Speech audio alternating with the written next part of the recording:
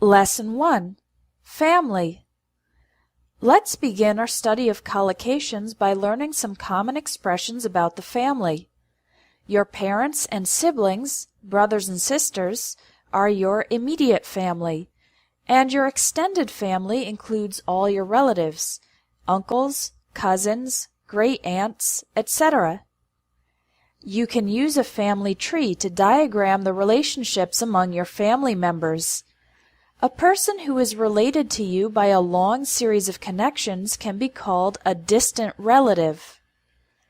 If you're lucky, you have a loving family or a close-knit family. These expressions refer to a family that has good relationships, where everyone loves each other and helps each other. If you were raised in a loving family, then you probably had a carefree childhood. That means you had nothing to worry about when you were young. On the other hand, a family in which the relationships are bad or unhealthy can be called a dysfunctional family. If the children experience abuse, poverty, or problems with the law, we can say they had a troubled childhood. Perhaps the parents went through a bitter divorce. That means a separation in which there were bad or angry feelings between the husband and wife.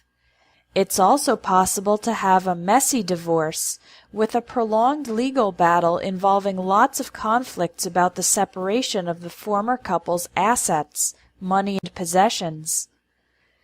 The decisions about the separation of assets are made in the divorce settlement. A family in which there are divorces or separations is sometimes called a broken home. Sometimes the mother and father fight over custody of the children. That refers to who has the primary responsibility of caring for the kids. A judge can grant joint custody.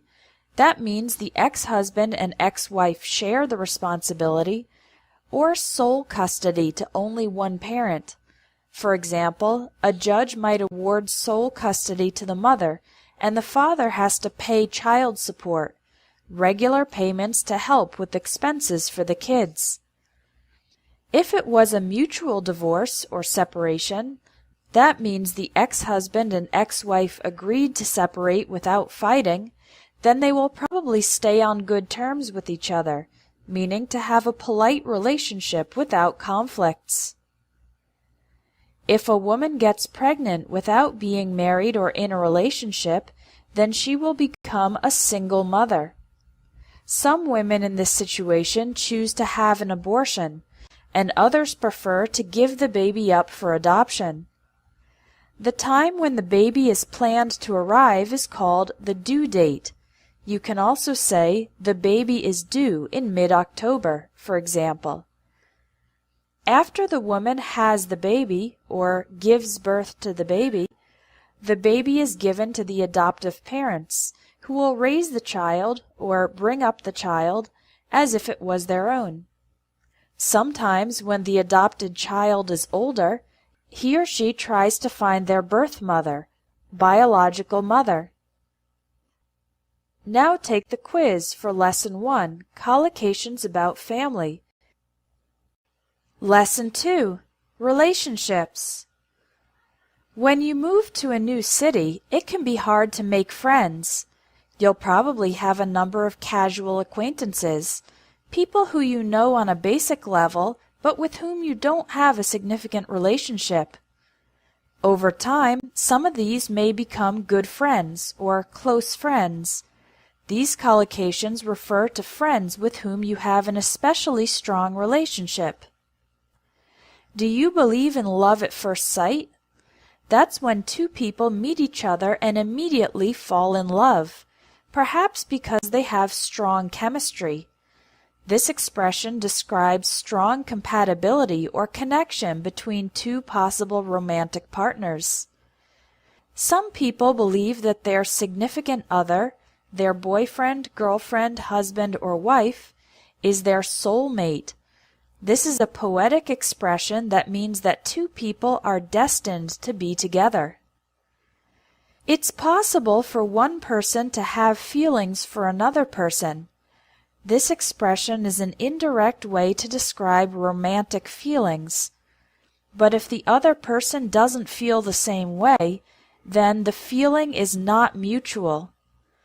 The other person might say, "He's just not my type," or "She's just not my type," meaning that they are interested in people of a different type of personality or appearance.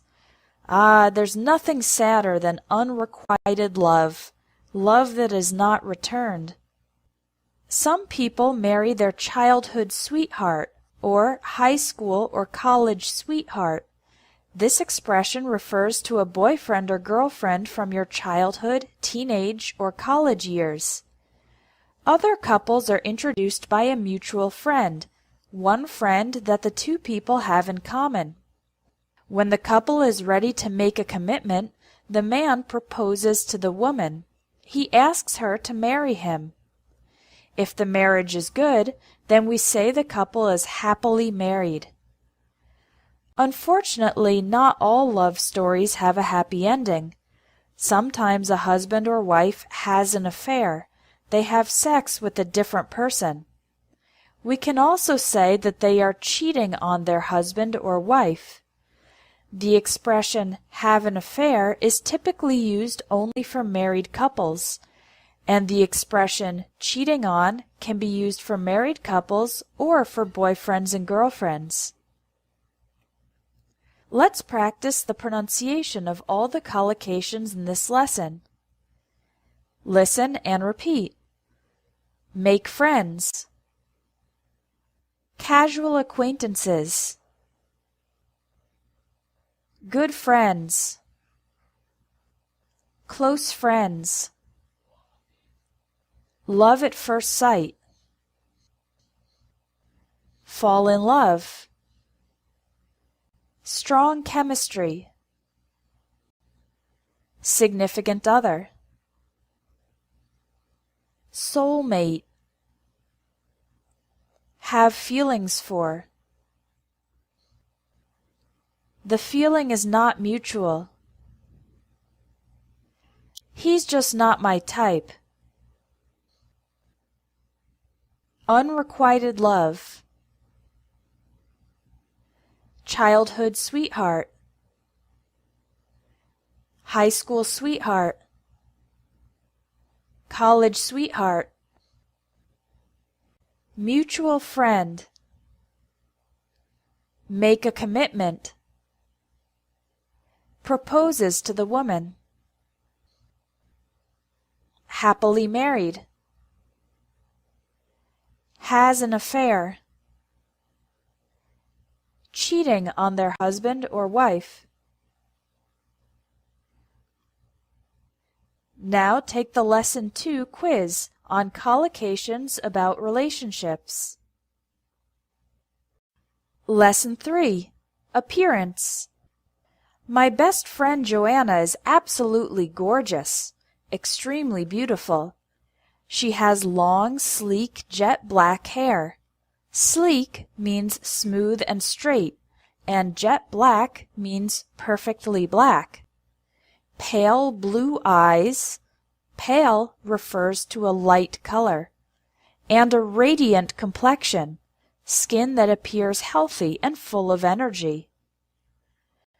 People always compliment her on her hourglass figure, when a woman has large breasts, hips, but a small waist, and ask her what the secret is to maintaining such a slender waist. That means a thin waist. She has a round face with an upturned nose, and she actually bears a striking resemblance, looks extremely similar to a famous singer. Joanna could get any guy she wanted, so I was really surprised when she introduced me to her latest boyfriend, who I think is hideously ugly. He has curly, shoulder-length hair that looks rather unkempt. Unkempt hair means messy hair. It appears that the person doesn't take care of their hair. He has a square face and a ruddy complexion, reddish skin. His deep-set eyes that are far back in the person's face, are almost hidden under his bushy eyebrows, big eyebrows with lots of hair, and he sports a thick mustache and a huge shaggy beard, a beard with lots of hair. I guess Joanna doesn't mind his facial hair. Facial hair refers to a man's beard and/or mustache. His body isn't bad. He has an athletic build, a body with a lot of muscles, with broad shoulders, wide shoulders, and muscular arms. If he would only trim his beard, cut his beard a little shorter, and comb his hair, I suppose he could be considered somewhat attractive, more or less beautiful or handsome. Let's practice the pronunciation of all the collocations in this lesson. Listen and repeat. Absolutely gorgeous. Long, sleek, jet black hair. Pale blue eyes. A radiant complexion. Hourglass figure. Slender waist. Round face. Upturned nose. Bears a striking resemblance to. Hideously ugly. Curly shoulder-length hair. Unkempt hair. Square face. Ruddy complexion. Deep-set eyes. Bushy eyebrows. Thick mustache. Shaggy beard. Facial hair. Athletic build. Broad shoulders. Muscular arms. Trim his beard. Comb his hair.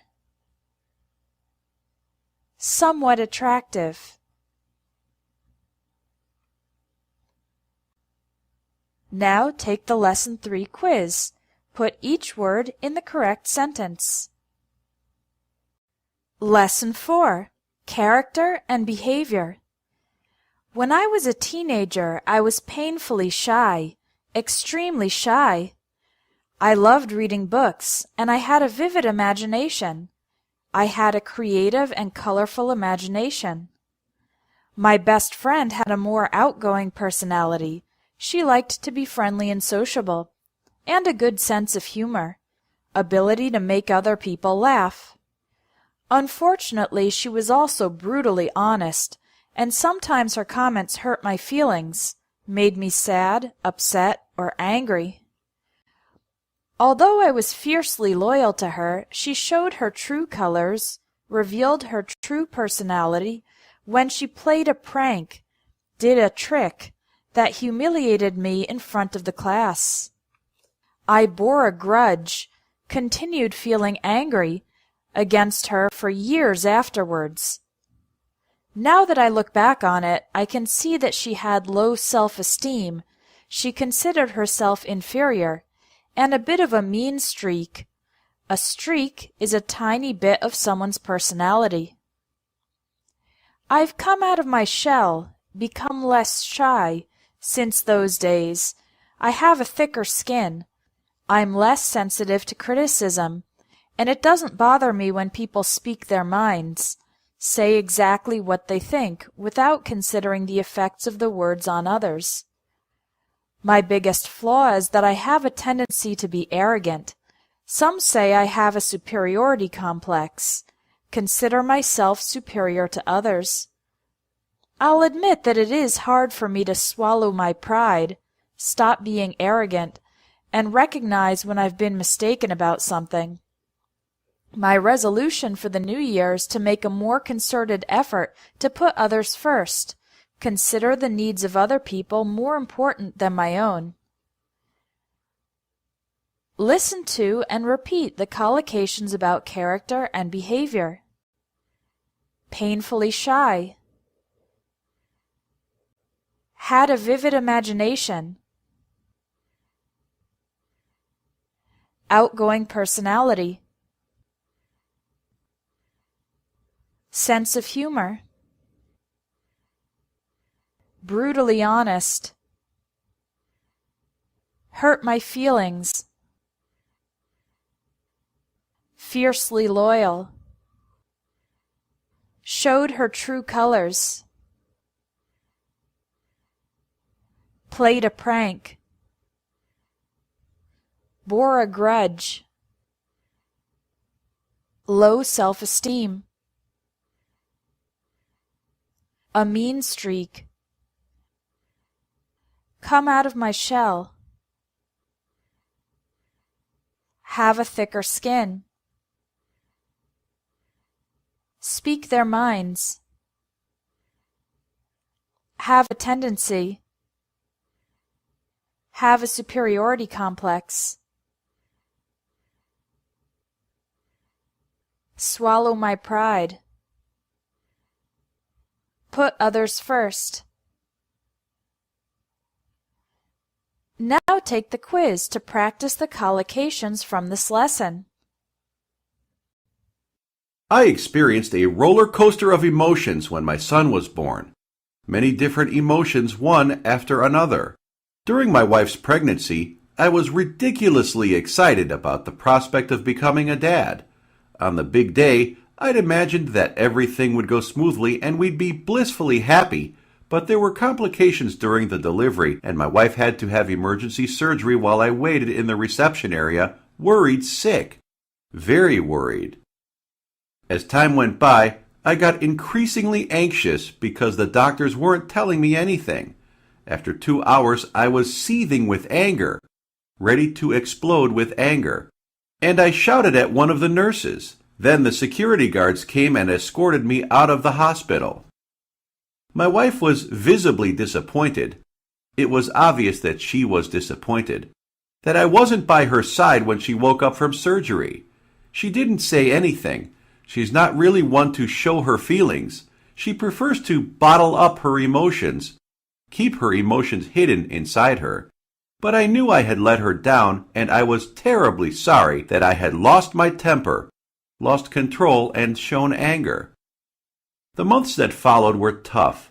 My wife became deeply depressed, and I too was an emotional wreck, a person who is very sad, confused, and upset, as I tried to juggle the demands of work and family life. But now things are starting to turn around. I've been pleasantly surprised at all the help we've gotten from our friends and neighbors. I'm just immensely grateful that my wife and son are healthy, and sometimes I'm overwhelmed with emotion as I reflect on how lucky we are, when emotion is so strong that it's difficult to think or speak. Now listen and repeat to practice your pronunciation of the collocations in this lesson. A roller coaster of emotions. Ridiculously excited. Blissfully happy. Worried sick. Increasingly anxious. Seething with anger. Visibly disappointed. Show her feelings. Bottle up her emotions. Terribly sorry. Lost my temper. Deeply depressed. An emotional wreck. Pleasantly surprised. immensely grateful, overwhelmed with emotion. Now take the quiz to practice the collocations about feelings. Lesson 6. Houses and apartments. I recently spent a month on vacation, but instead of staying in a hotel, I looked for a short-term rental, a place to live that can be rented for a short period of time. I ended up sharing a 2-bedroom apartment. That's an apartment with 2 bedrooms, a living room, and a kitchen, with some friends. It was actually cheaper than renting a studio apartment, an apartment with only 1 big room, all by myself. The apartment was on the top floor of a 5-story building. That's a building with 5 floors. And it had a balcony overlooking the ocean. That means you can see the ocean from the balcony. From the roof, we also had a nice view of the city skyline. This is another expression used when you can see something from a certain place. The apartment had recently been remodeled or renovated, meaning it was fixed up and improved, and was fully furnished, so it already had furniture, beds, tables, etc., and appliances, refrigerator, stove, etc. We loved the spacious living room. The room was big, but unfortunately the bedrooms were rather cramped, small, and uncomfortable. It was nice to spend a month there, but by the end of the trip I started to feel homesick. That's when you feel sad because you miss your life at home. I'd really like to have a place of my own so that I'm not throwing away money on rent every month, but there's a real shortage of affordable housing, houses or apartments that are reasonably priced, in my city. Even if I stay away from the upscale neighborhoods, areas where rich people live, I'd still have to take out a mortgage, borrow money from the bank in order to buy a house, and it will take me more than 30 years to pay it off. But still, I'm going to start saving up for a down payment, an initial payment on a big purchase. Someday, when I do move into a new place, I'll be sure to throw a housewarming party, a party to celebrate living in a new house or apartment. Let's practice the pronunciation of the collocations in this lesson. Short-term rental, 2-bedroom apartment, studio apartment, 5-story building, overlooking the ocean, had a nice view of, recently been remodeled, recently been renovated, fully furnished, spacious living room.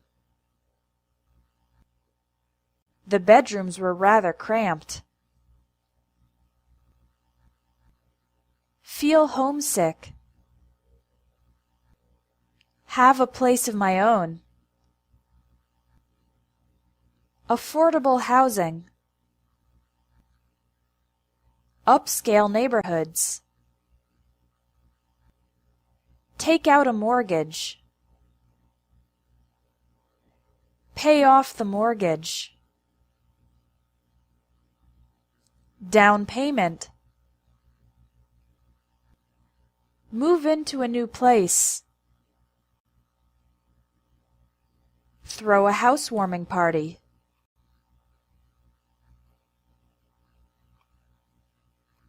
Now take the Lesson 6 quiz and choose the right word to complete each sentence. Lesson 7. Eating. My mother radically changed her eating habits a few years ago. In the past, she ate a lot of junk food, food that is not nutritious or healthy, and was overweight. Sometimes she would try to go on a diet, eat less food and healthier food, but it would never last. But now she understands how unhealthy processed foods are. They're full of food additives, chemicals added to food, that contribute to weight gain and heart problems. Nowadays, she eats a balanced diet, including a lot of nourishing meals that are healthy and nutritious, that she prepares herself. She doesn't buy organic food because she thinks the prices are outrageous, but she stocks up on fresh produce, fresh fruits and vegetables, so that she can grab an apple or some veggies when she wants a quick snack, something small and fast to eat. She has also learned to eat in moderation and watch her portion sizes, how much food you take. I often stop by her house when I'm in the mood for a home-cooked meal. The other day she made a hearty stew, a thick soup with lots of flavors and ingredients, that was full of beans and vegetables. My brother, who has a healthy appetite, the capacity to eat a lot, had a second helping, a second portion, but I found the stew so filling that I could barely finish my bowl.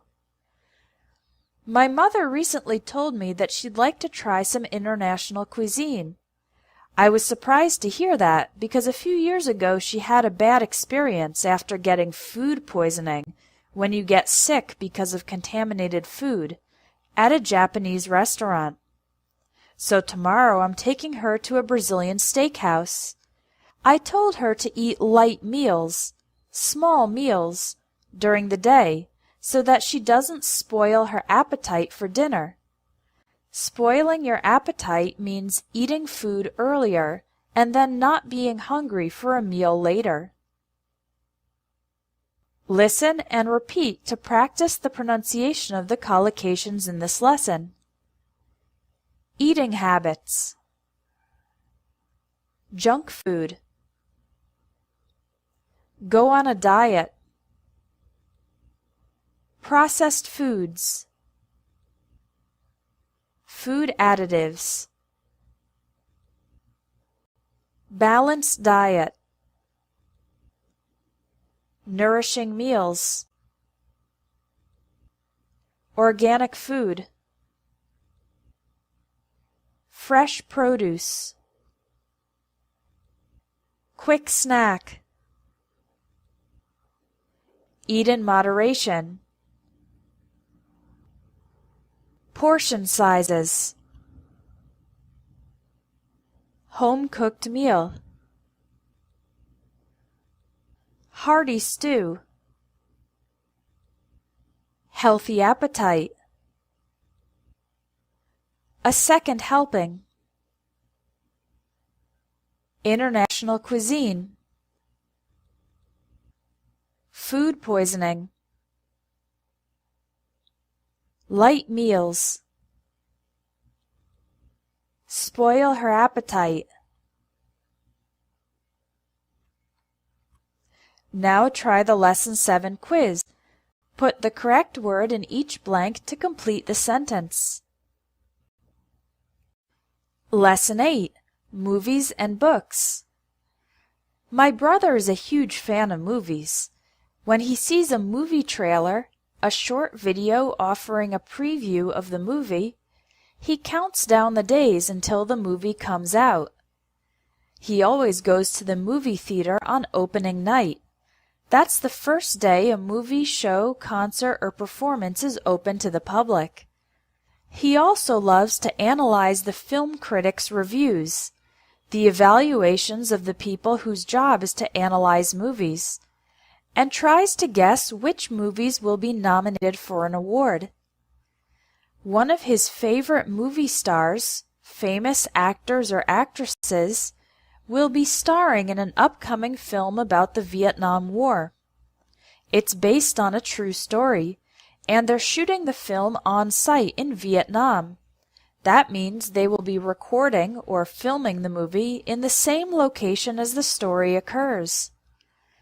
This particular actor had been talking about retiring, but when he was offered the leading role, the opportunity to play the most important part in a movie, In a film that's sure to be a box office hit, a movie that is very successful, he couldn't turn it down. I, on the other hand, prefer books. I'm currently engrossed in a book by Stieg Larsson.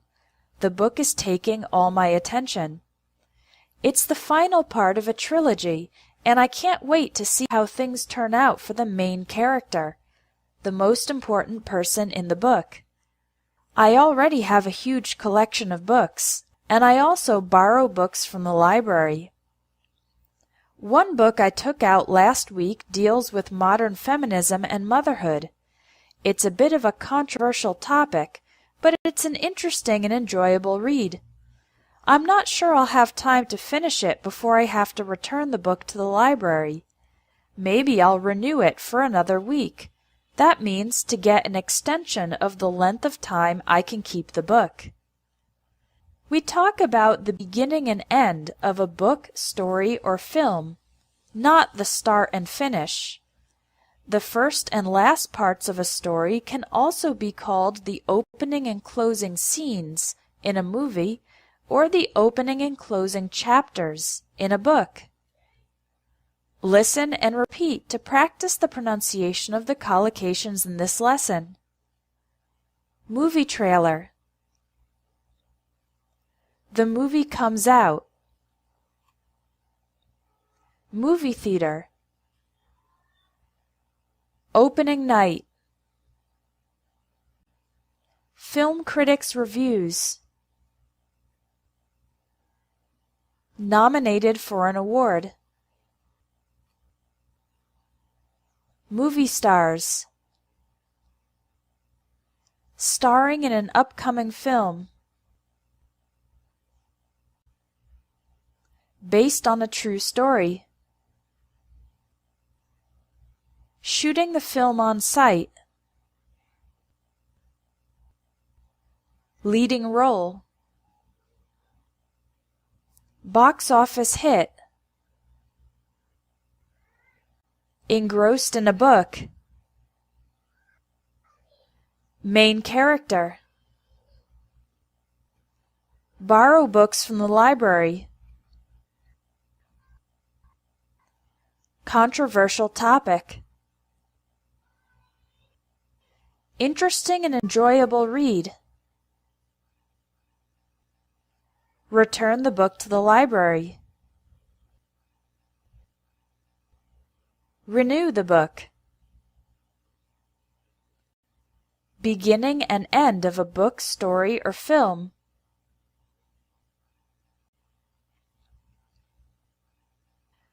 Opening and closing scenes. Opening and closing chapters.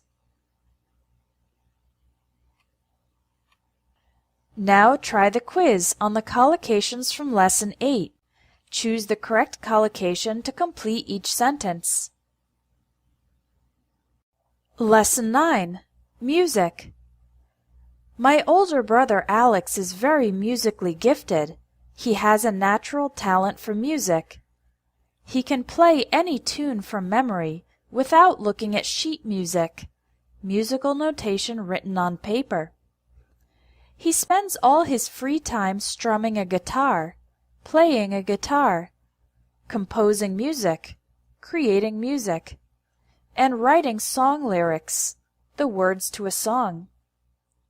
Alex and his friends formed a band that has attracted a sizable following, a lot of fans, in our city. They started out playing gigs, giving small, informal performances in bars and clubs, and they used the money they earned to record their debut album, record their first CD. A remixed track, a song that has been modified electronically from that CD, then became a massive hit, a very popular song, on the local radio station thanks to its catchy tune, memorable melody, and upbeat tempo, fast rhythm. Their second album will be released. It will be made available to the public at the end of the year. They'll record it live at their next show. Alex dreams of going on tour. He's just waiting for his big break. Big opportunity to become famous, to get his foot in the door of the music industry.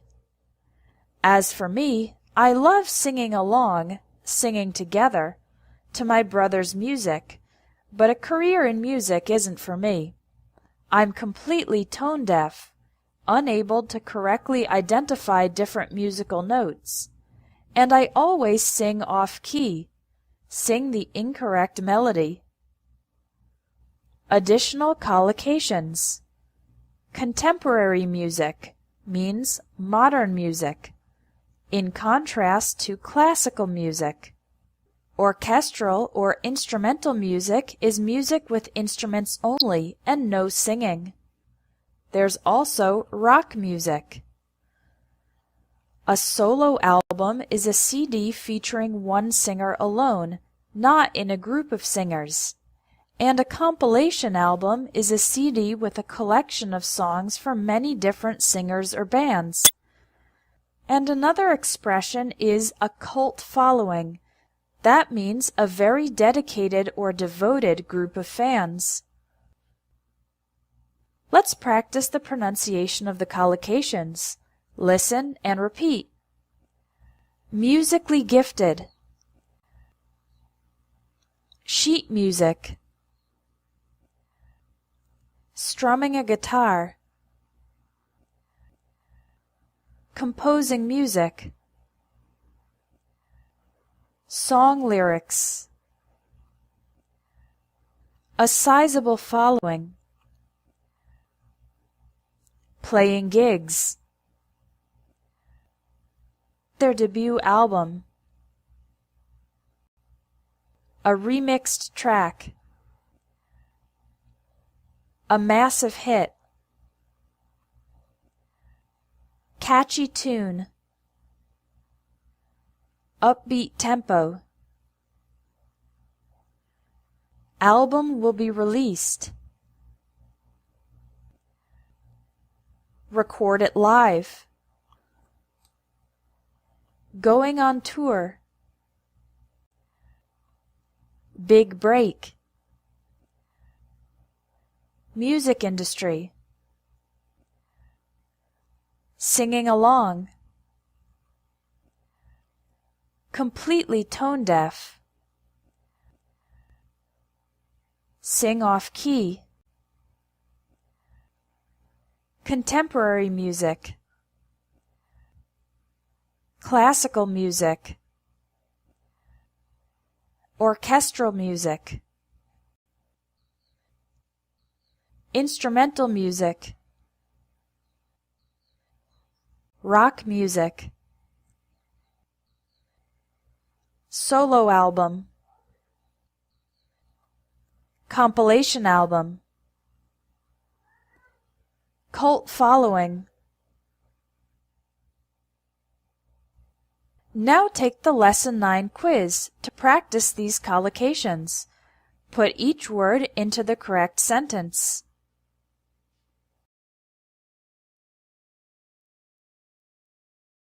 Lesson 10. Sports. The first important collocation involving sports is when to use the verbs play, do, and go.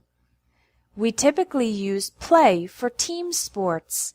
You play soccer, play basketball, play tennis, play baseball, and play golf. The verb do is used for more individual sports. You do yoga, do gymnastics, do martial arts, do weightlifting, and do aerobics. Also, in more general terms, you do exercise. The verb go is used with most activities that end in ing. You go swimming, go biking, go surfing, go rock climbing, go bowling, and go fishing. With the team sports, we can use the word game or match. A soccer game, a basketball game, a tennis match, etc. You can win the game, lose the game, or tie the game.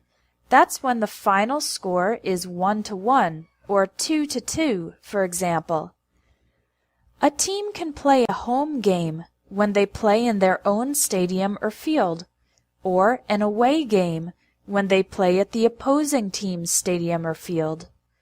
When there are many teams that are playing many games to see which one is the best, we call this a tournament. When one team is winning in the middle of the game, for example 3-1, we say that team has the lead. However, the other team can make a comeback, score points from a losing position, and take the lead 4-3. With the sports that use do and go, we typically use the word competition. A gymnastics competition, a martial arts competition, a surfing competition, an ice skating competition, etc. The exception is sports where you go from one place to another, like running, biking, and swimming. In that case, we often call the event a race. Athletes can enter a competition and try to win first place.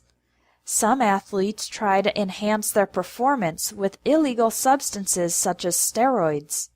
But if they fail a drug test, they'll be disqualified from participating. If the athlete is performing well, they may achieve a personal best, and if they perform better than anyone ever has in the past, then they could even break the world record or set a new world record.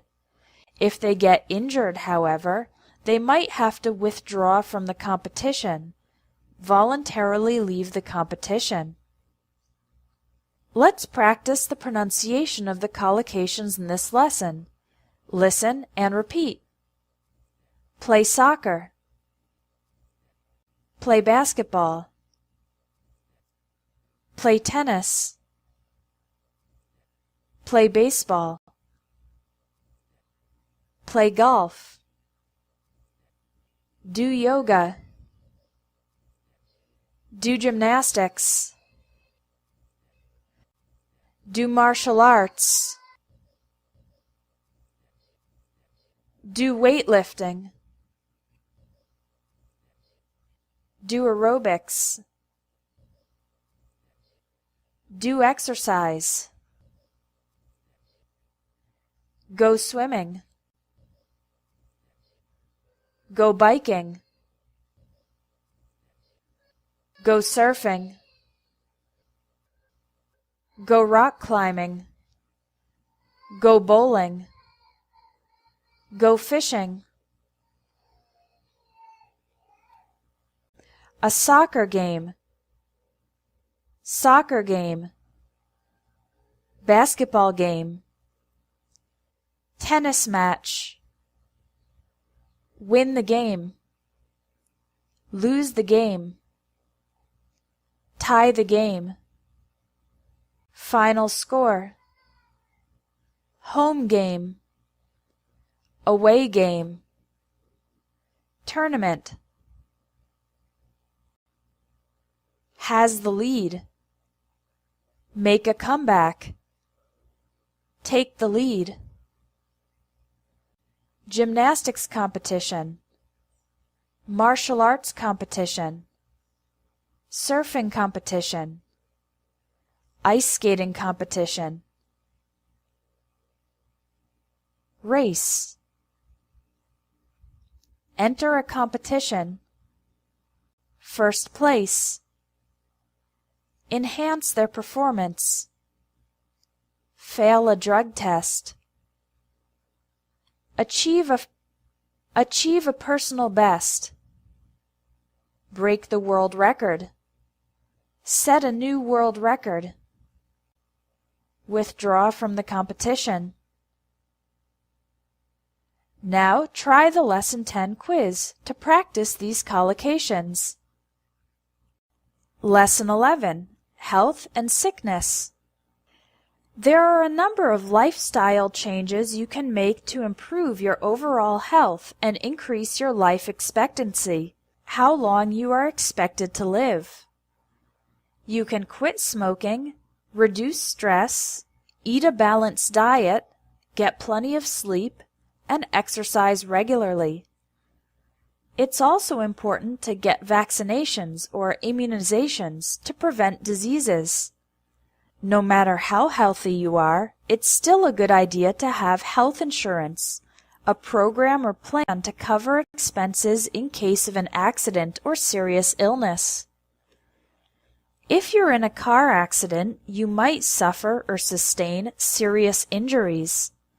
Of course, if you're wearing your seatbelt, you're more likely to have only minor injuries, injuries that are not very serious. If you've broken or fractured a bone, for example, your leg, the doctor will put your leg in a cast. If you have a cut, the doctor will give you stitches. If you have a burn, the doctor will give you an ointment to prevent infection. If you have a minor ailment like a headache, you can take some aspirin to relieve the pain, reduce the effects of the pain. If you suffer from a chronic condition, a condition that continues for a long time, like allergies, asthma, back pain, or depression, there are both over-the-counter and prescription medications that can help alleviate the symptoms. An over-the-counter medication is one that you can buy without a doctor's prescription. When someone has a minor respiratory infection, we say they have a cold. Don't get too close to that person because you could catch a cold too. You can catch other types of contagious diseases as well, such as sexually transmitted diseases or STDs. If someone is diagnosed with a more serious illness such as cancer or AIDS, they'll need more extensive treatment. When a disease has progressed so far that it will be impossible to cure, then the patient is said to be terminally ill. In other words, the person will definitely die of the disease soon. Now let's practice the pronunciation of the collocations in this lesson. Lifestyle changes. Overall health. Life expectancy. Quit smoking. Reduce stress. Eat a balanced diet. Get plenty of sleep. Exercise regularly. Get vaccinations. Get immunizations. Health insurance. Suffer serious injuries. Sustain serious injuries. Minor injuries. Broken a bone. Fractured a bone. Put your leg in a cast. Give you stitches. Prevent infection. Minor ailment. Take some aspirin. Relieve the pain. Suffer from a chronic condition. Over-the-counter medications. Prescription medications. Alleviate the symptoms. Have a cold. Catch a cold. Sexually transmitted diseases. Is diagnosed with. Terminally ill. Now take the practice quiz. Now take the practice quiz with the collocations from Lesson 11. Lesson 12. Computers. I'm teaching my grandmother how to use a computer. First, I showed her how to start up and shut down the computer. Then I helped her get online or access the internet so that she can check her email. She quickly learned how to write and send messages, reply to an email, and forward an email. Send a complete email that you received to a new person. But it was a little hard for her to remember how to attach a file to an outgoing message. We tried to log into her bank account online, but the bank's website was down. The website was not functional or was not online. There was a notice on the home page, the main page of the website, that they were doing some scheduled maintenance on the system, so we'll try again tomorrow. This afternoon, I'll teach her how to use a search engine. I think she'll really enjoy surfing the web or browsing the web, exploring the internet, and using social media. If she needs to do something more advanced, like burn a CD, put files from a computer onto a CD, then I can do that for her. She's a little bit afraid of pressing the wrong key and accidentally deleting an important file, but I told her that we can always recover the file from the recycling bin. I also explained that if the computer freezes or locks up, stops moving or functioning, she can simply restart or reboot the computer. It's also a good idea for her to back up her files, make an extra copy of the information, so that she doesn't lose her data if the computer crashes, the computer breaks, and can't be repaired. I installed a program that periodically runs scans for viruses and spyware to ensure that her computer hasn't been infected. Listen and repeat to practice the pronunciation of the collocations from Lesson 12. Start up the computer. Shut down the computer. Get online. Access the internet. Check her email. Write and send messages. Reply to an email. Forward an email. Attach a file. Log into her bank account. The website was down. Home page. Scheduled maintenance. Search engine. Surfing the web. Browsing the web. Social media. Burn a CD. Pressing the wrong key. Deleting an important file. Recover the file. The computer freezes. The computer locks up. Restart the computer. Reboot the computer. Back up her files. The computer crashes. Installed a program. Run scans for viruses and spyware.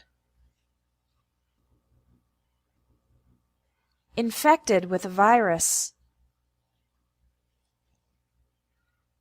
Now take the Lesson 12 quiz. Choose the best word to complete each collocation in the sentences about computers.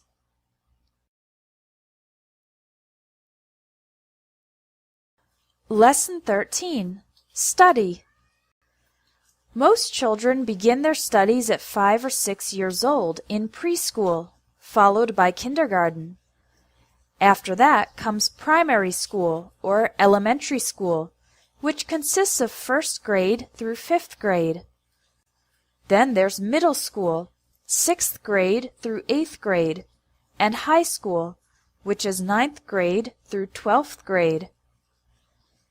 After high school, you apply to colleges or universities to see which ones will accept you. You send in or submit your application and then wait for the results. If you got good grades in high school, you might get or be awarded a scholarship to help pay the tuition, the cost of studying. In college, you'll take classes or courses on various subjects. You should always take notes as the teacher is giving the lecture. Some teachers may ask the students to give or make presentations, or do research and write an essay, an assignment, a report, or a paper. After you hand in your work, the teacher will grade the assignment, give you an evaluation, for example, 90%, and give you feedback, comments on your work. To evaluate your progress, you'll take tests or exams. If you get the minimum number of points required, you've passed the test. If you don't get the minimum number of points, you've failed the test. It's also possible to pass or fail a course. If the course proves to be too difficult, or if you don't like it, you can withdraw from or drop the course. Withdraw from is the more formal expression, and drop is the more informal expression. Most college students choose a major or concentration. To talk about a concentration of studies, you can use major as a verb or a noun. For example, I majored in biology. I was a biology major.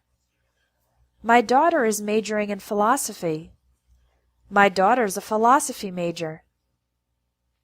When you graduate from college, you'll get a diploma. Afterwards, you can say you have a degree in the area of your concentration. You can have a bachelor's degree, master's degree, or doctorate, PhD. For example, I have a bachelor's degree in chemistry. I have a master's degree in linguistics. I have a PhD in theology. Now listen and repeat to practice the pronunciation of the collocations in this lesson. Preschool, kindergarten, primary school, elementary school, first grade, fifth grade, middle school, sixth grade, eighth grade, high school, ninth grade, 12th grade. Apply to colleges or universities. Send in your application. Submit your application. Got good grades. Get a scholarship. Be awarded a scholarship. Take classes. Take courses. Take notes. Giving the lecture. Give presentations. Make presentations. Do research. Write an essay. Write an assignment. Write a report. Write a paper. Hand in your work.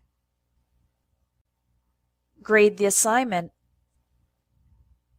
Give you feedback. Take tests or exams.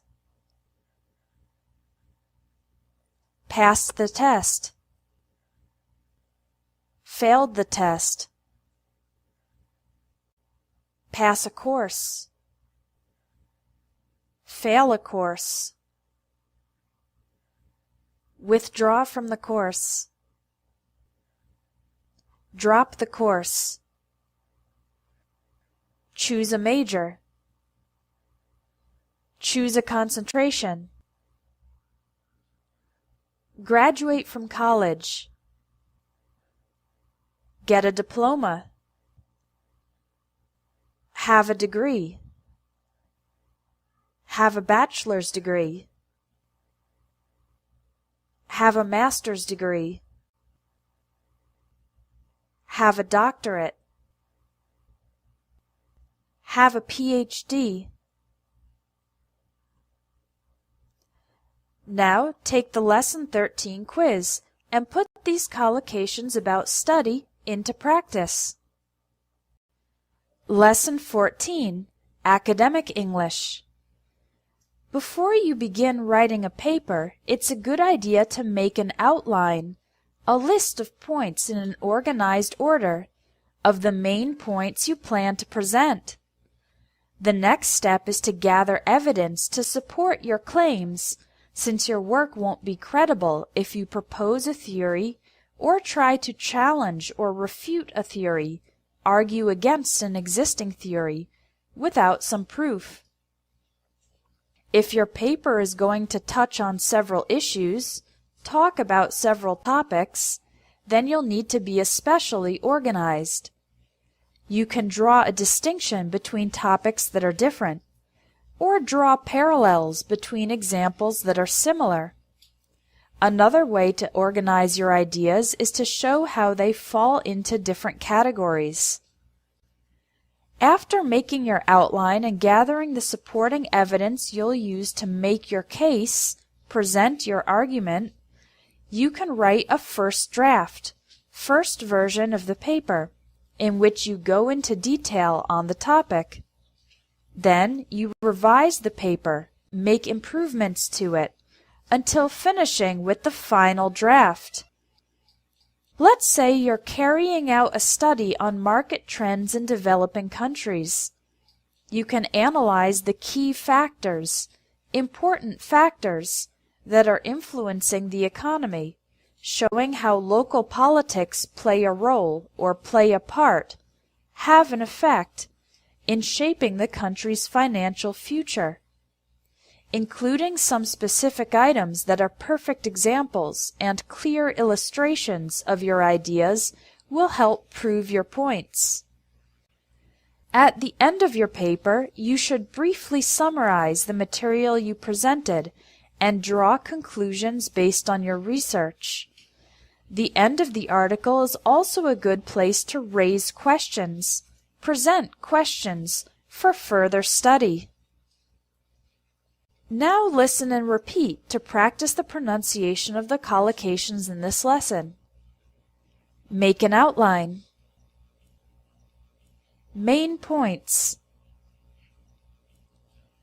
Gather evidence. Support your claims. Propose a theory. Challenge a theory. Refute a theory. Touch on several issues. Draw a distinction. Draw parallels. Fall into different categories. Make your case. First draft. Go into detail. Revise the paper.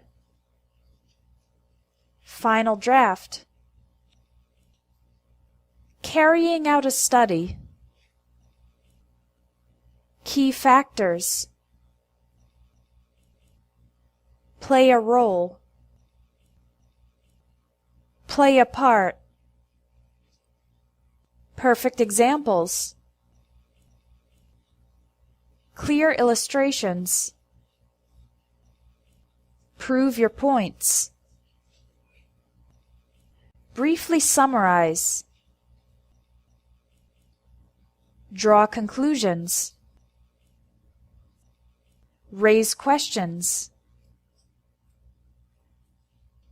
Good job! Now take the quiz on Lesson 14 and put the academic collocations into practice. Lesson 15. Work. If you've just graduated from college and you've never had a job, you can start your career by doing an internship, a temporary low-level job, to gain experience. Depending on the company, the internship could lead to an opportunity to get an entry-level job, a job that doesn't require much skill or experience, at the same company.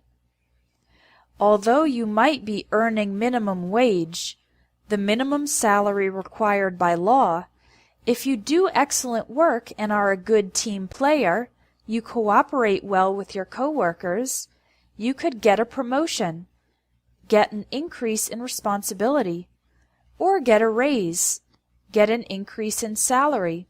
Hopefully, both. Just don't slack off, otherwise you'll be fired or dismissed, lose your job. It's normal for there to be periods of time when you have a heavy workload, a lot of work, and need to work overtime, work extra hours. But if you have a very demanding job, an intense job with lots of responsibilities, and you're stressed out all the time, then it might be time to quit your job, leave your job voluntarily, and look for another one. Now that you have experience, you'll be able to get a job with a more competitive salary that is higher than average, and generous benefits. Extra benefits like health insurance, discounts, a company car, etc.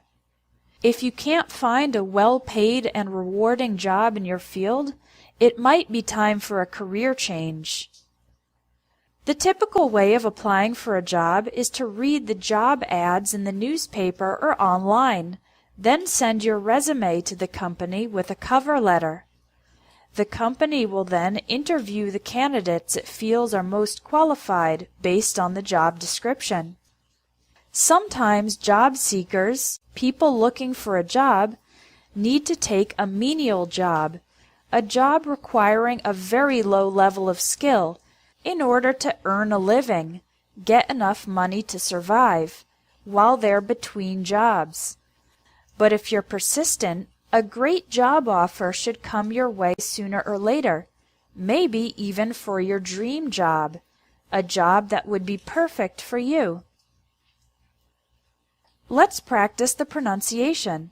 Listen to and repeat the collocations from Lesson 15. Doing an internship. Entry-level job. Minimum wage. A good team player. Get a promotion. Get a raise. Be fired. Be dismissed. A heavy workload. Work overtime. A demanding job. Quit your job. Get a job.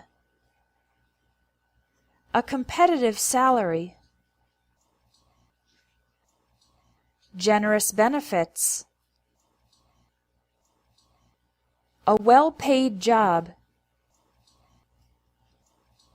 A rewarding job. A career change. Applying for a job. Job ads. Interview the candidates. The job description. Job seekers. A menial job.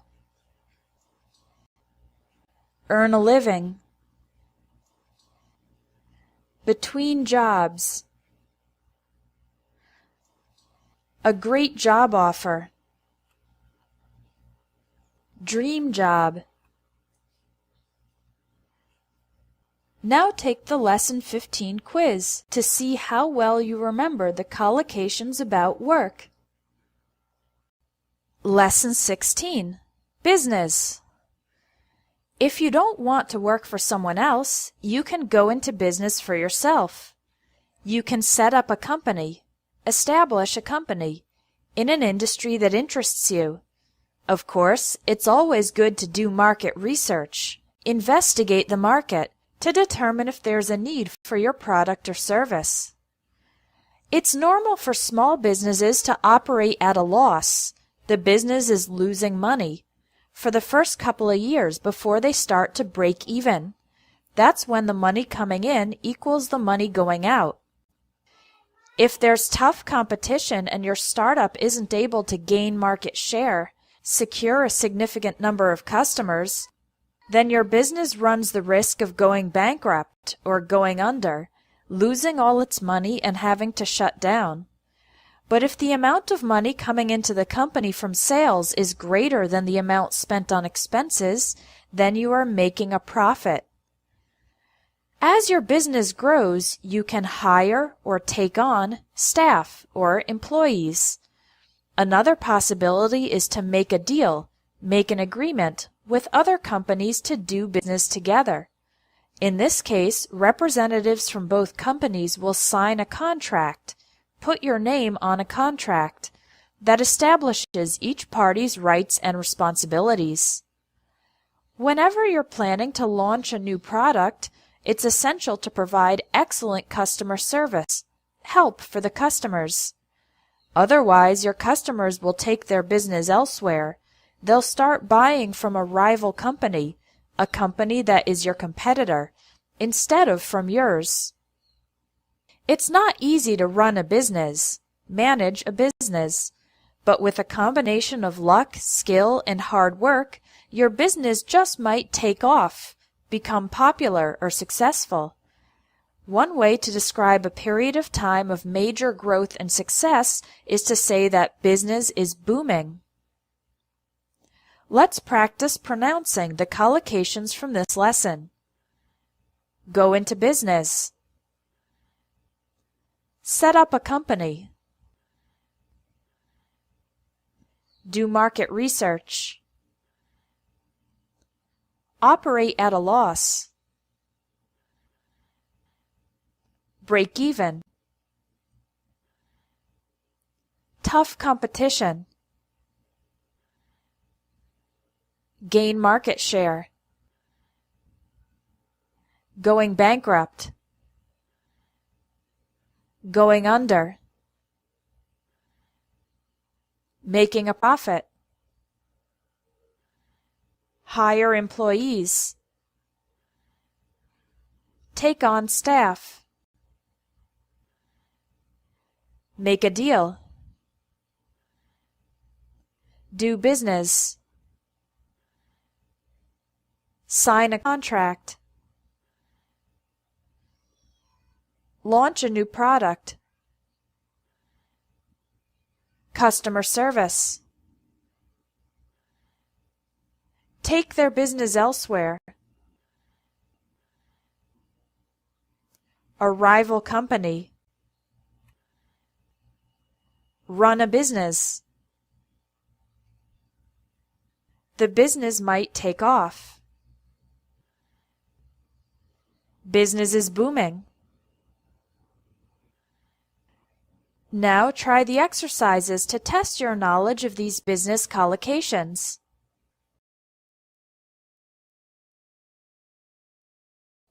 Lesson 17. Money. There are a lot of things you can do with money. First, you need to earn money or make money. Both of these verbs refer to receiving money from your work. Another way to obtain money is to inherit money. Receive money from a family member or friend after that person dies. If the person was very rich, you could inherit a fortune. A fortune is a lot of money. You can take your money to the bank and make a deposit. Put money into your bank account. Later, you can make a withdrawal. Remove money from your bank account. Of course, everyone likes to spend money, use money to buy things, but it's important not to waste or squander your money. These verbs refer to using money in a way that's not productive. If money is tight, meaning you have very little money, then you should make a budget, a plan for how much to spend on things every month, and then you need to stick to the budget. Continue following the plan. Otherwise, you might be broke by the end of the month. Someone who is broke has no money available. A person who is financially savvy, intelligent, perceptive, and well-informed on the subject of money will always save money. It's a good idea to have an emergency fund of at least 3 to 6 months of living expenses, the amount of money you use to survive in everyday life. You can also invest money in the stock market. You could make a nice profit, but there's also the risk of losing money if the economy goes downhill, starts to get worse. Let's say you want to purchase an expensive item like a car. If you haven't saved up money or set aside money for the purchase, you can borrow money from the bank, which is also called taking out a loan. The disadvantage of this is that you'll need to pay the money back in installments, plus interest, extra money. When you travel, you'll need to change or exchange money to be able to buy things with the local currency. Make sure to change money only at official locations like banks and travel agencies. Otherwise, you could be tricked into receiving counterfeit bills, false paper money that is not legally valid. Finally, you could consider donating money, giving money without receiving anything in return, to a good cause, such as preserving the environment or researching cures for diseases. Non-profit organizations are always trying to raise money, get donations, for their various projects. Listen and repeat to practice your pronunciation of the collocations from this lesson. Earn money. Make money. Inherit money. Inherit a fortune. Make a deposit. Make a withdrawal. Spend money. Waste money.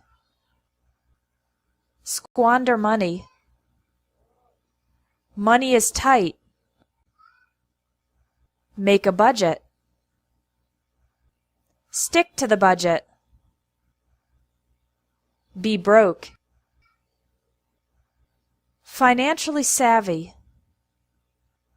Save money. Emergency fund. Living expenses. Invest money in the stock market. Losing money. Set aside money. Borrow money from the bank. Taking out a loan. Pay the money back in installments. Change or exchange money. Local currency. Counterfeit bills. Donating money. Raise money. Now you can do the exercises to test your knowledge of the collocations about money. Lesson 18. Travel. Last week I had the worst business trip I've ever taken. Normally a travel agency takes care of booking my flight, buying a plane ticket, and making my hotel reservation. But this time I decided to make the travel arrangements myself. Big mistake. First of all, the plane was overbooked. There were more passengers than seats available, so I was bumped to a later flight. When they gave me my new boarding pass, the ticket that allows you to enter the airplane, they didn't ask me if I'd prefer a window seat or an aisle seat, a seat next to the corridor, and I was stuck in the middle. To top it off, it was a very bumpy flight, a flight with a lot of turbulence. I then missed my connecting flight and had a 10-hour layover. I had to wait 10 hours for my next flight in Chicago. Unfortunately, my checked luggage, the bags in the airplane's cargo compartment, had already gone through to my final destination, so all I had was my carry-on bag, the bag you take with you on the plane. I checked into a hotel near the airport just so I could take a nap. When I finally arrived in Los Angeles, it turns out that I had made a mistake with my hotel reservation, and instead of booking a room at a 5-star hotel, I had booked 3 nights at a seedy hotel, a hotel that is not very safe or comfortable, in the red light district, an area of the city where there are many sex shops, strip clubs, etc. So I was stuck sleeping on an uncomfortable mattress in a dingy room, a dirty and dark room, while my colleagues enjoyed the luxury hotel. The trip home was uneventful, but when I arrived I discovered that the airline had lost my luggage. All in all, it was a miserable experience. Listen and repeat to practice the collocations in this lesson. Business trip, travel agency, booking my flight, making my hotel reservation, travel arrangements. The plane was overbooked. I was bumped to a later flight. Boarding pass, window seat, aisle seat, bumpy flight, connecting flight, 10-hour layover, checked luggage, carry-on bag, checked into a hotel, a 5-star hotel, a seedy hotel, the red light district, a dingy room, luxury hotel, lost my luggage. Now try the exercises to practice these collocations about travel.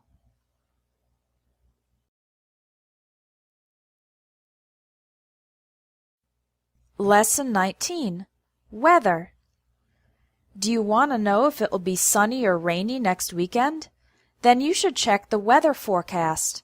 That's the prediction of the weather in the near future. If the forecast says the sun will be shining brightly, with clear skies, no clouds in the sky, and high temperatures, then it's a good day to go to the beach and bask in the sunshine or soak up the sunshine. These expressions mean to enjoy the sun's heat and light. However, if the forecast says it will be oppressively hot, scorching hot, or swelteringly hot, then you might want to stay inside and turn up the air conditioning. Another common phrase is hot and humid. That means hot with a lot of water in the air, so you will sweat a lot. The weather forecast might say it will be partly cloudy, the sky partially covered by clouds. Another way to say this is that there are scattered clouds, just a few clouds. If there are heavy clouds, then you won't be able to see the sun at all, and if there are storm clouds, then it will probably rain very soon. One way to express this is to say, "It looks like rain." We can have light rain, little rain, or heavy rain, lots of rain or intense rain. And if the rain gets really intense, we can describe it as torrential rain. If the rain continues without stopping, then we call it continuous rain or constant rain. But if it's the type of rain that starts and stops various times throughout the day, it's called intermittent rain or scattered showers. When it stops raining, you can say the rain let up. Rain is usually accompanied by wind, which can be light or slight winds or high or strong winds.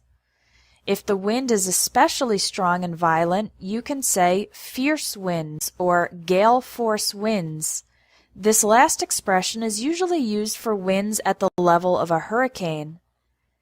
When the wind is increasing in intensity, we say the wind is picking up.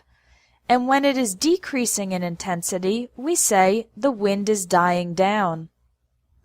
Sometimes we describe the wind with an adjective that emphasizes the cold, such as a biting wind or an icy wind. Finally, a sudden instance of wind can be called a blast of wind or a gust of wind.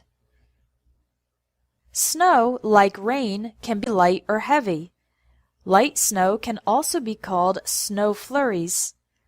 When the snow is being blown around in the wind, we can describe it as driving snow or swirling snow. It can be wonderful to walk through fresh, powdery, newly fallen snow, but not so nice to drive on it. So we clear the snow or plow the snow with vehicles to remove it from the roads. You can also do this manually. That's called shoveling the snow. At the end of winter, when temperatures rise, the snow melts. It turns into water and disappears. Sometimes the weather is unusual for a particular time of year.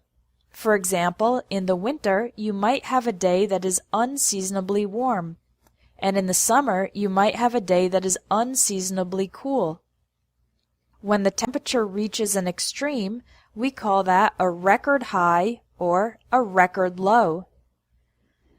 Here are some alternative ways of saying the weather was good. You can say the weather was beautiful, lovely, ideal, superb, or perfect. To say the weather was bad, you can say the weather was lousy, miserable, nasty, dreadful, or terrible. Other ways to describe the weather include gloomy or dismal weather, weather that is dark, rather rainy, and depressing. Muggy or sultry weather, weather that is very hot and humid or wet. Mild or calm weather, weather that is nice and not extreme. Harsh, severe, or wild weather, weather that is extreme and violent. Now let's practice the pronunciation of the collocations in this lesson. Listen and repeat. Weather forecast. The sun will be shining brightly. Clear skies. High temperatures. Bask in the sunshine. Soak up the sunshine. Oppressively hot. Scorching hot. Swelteringly hot. Hot and humid. Partly cloudy. Scattered clouds. Heavy clouds. Storm clouds. It looks like rain. Light rain. Heavy rain. Torrential rain. Continuous rain. Constant rain. Intermittent rain. Scattered showers. The rain let up. Light or slight winds. High or strong winds. Fierce winds. Gale force winds. The wind is picking up. The wind is dying down. A biting wind. An icy wind. A blast of wind. A gust of wind. Snow flurries. Driving snow. Swirling snow. Fresh, powdery, newly fallen snow. Clear the snow. Plow the snow. Shoveling the snow. The snow melts. Unseasonably warm. Unseasonably cool. Record high. Record low. The weather was beautiful, lovely, ideal, superb, perfect.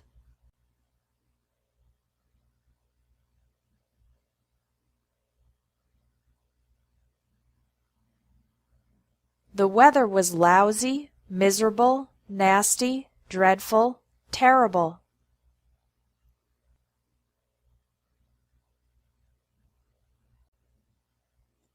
Gloomy or dismal weather. Muggy or sultry weather. Mild or calm weather. Harsh, severe, or wild weather.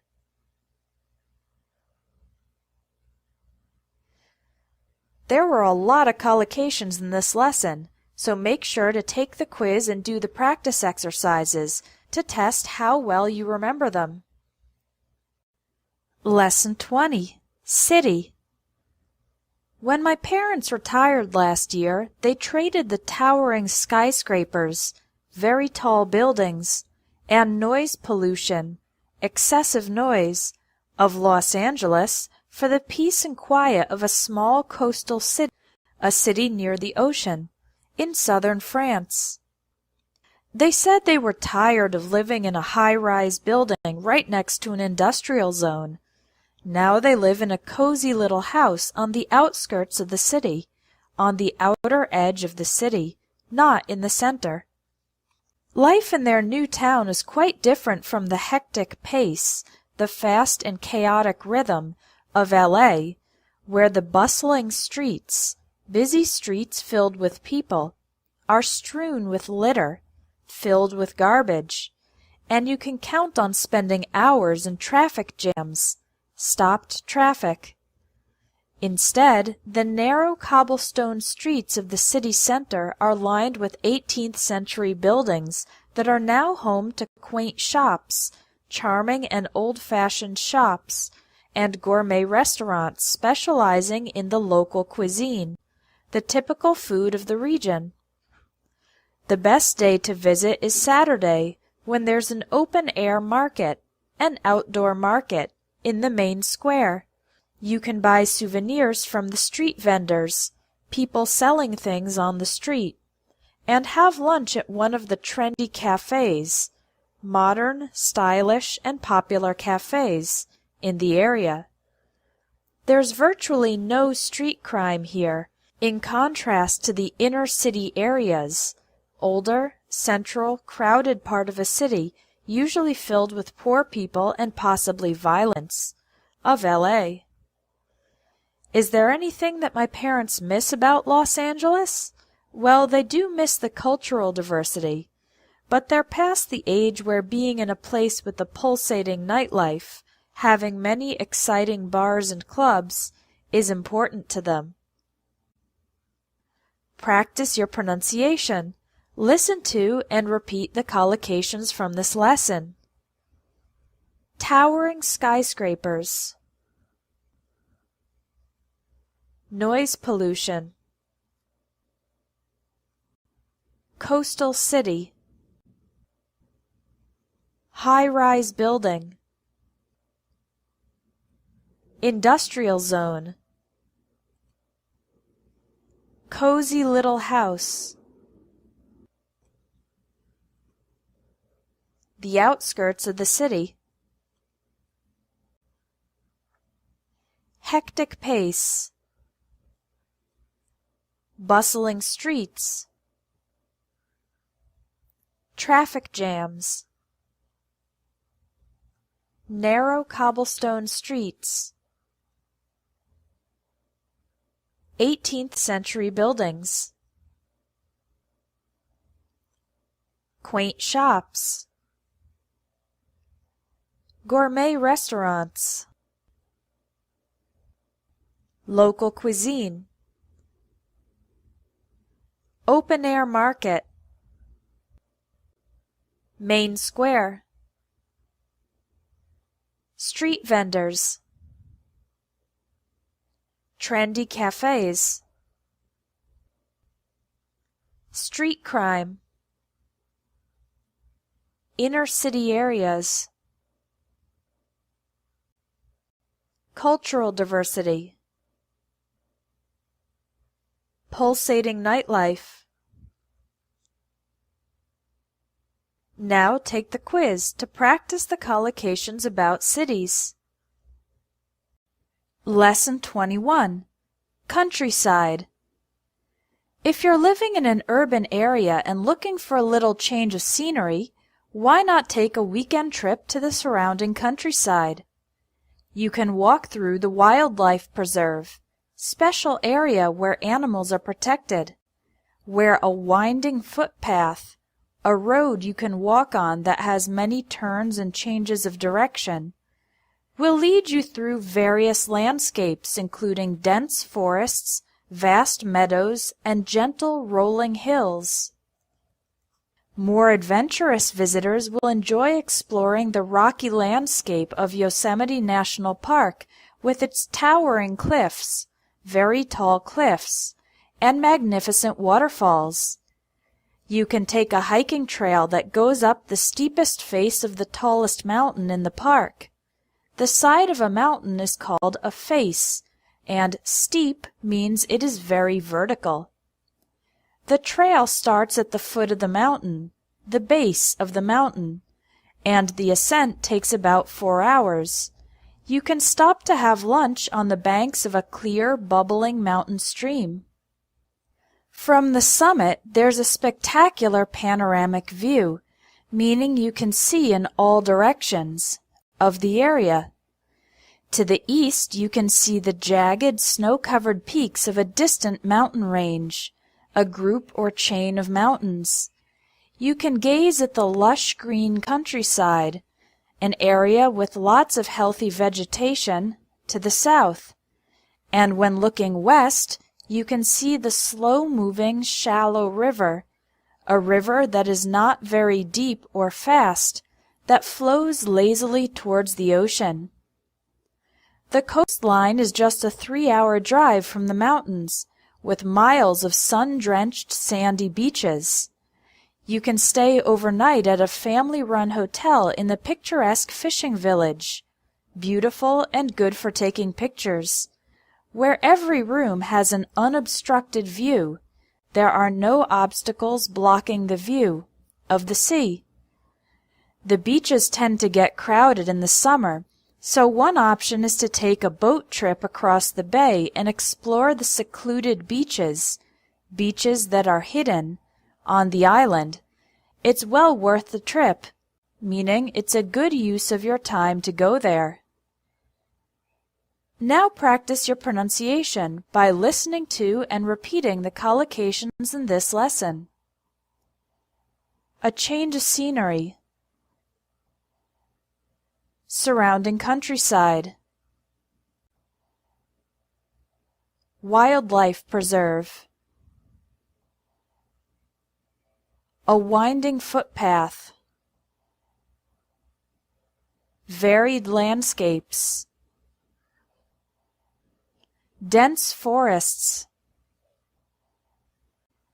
Vast meadows.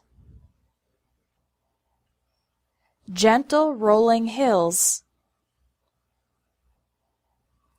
Rocky landscape. Towering cliffs. Magnificent waterfalls.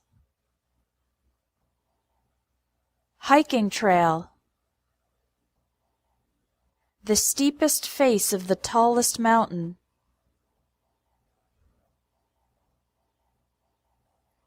The foot of the mountain. A clear, bubbling mountain stream. A spectacular panoramic view. Jagged, snow-covered peaks. A distant mountain range. Lush green countryside. Slow-moving, shallow river. Sun-drenched sandy beaches. Picturesque fishing village. An unobstructed view. A boat trip. Secluded beaches. It's well worth the trip. Now take the quiz and try the exercises to practice the collocations about the countryside.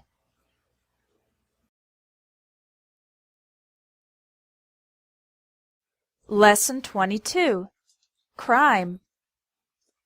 When a person breaks the law, does something illegal, we say they have committed a crime. Especially horrible crimes, like a savage rape or a brutal murder, can be described as barbaric, horrible, or vicious crimes. If someone tries to commit a crime but does not succeed, we use the word attempted. For example, an attempted murder, attempted kidnapping, or attempted break-in. If someone accuses another person of a crime, but it is not yet proven, then we use the word alleged.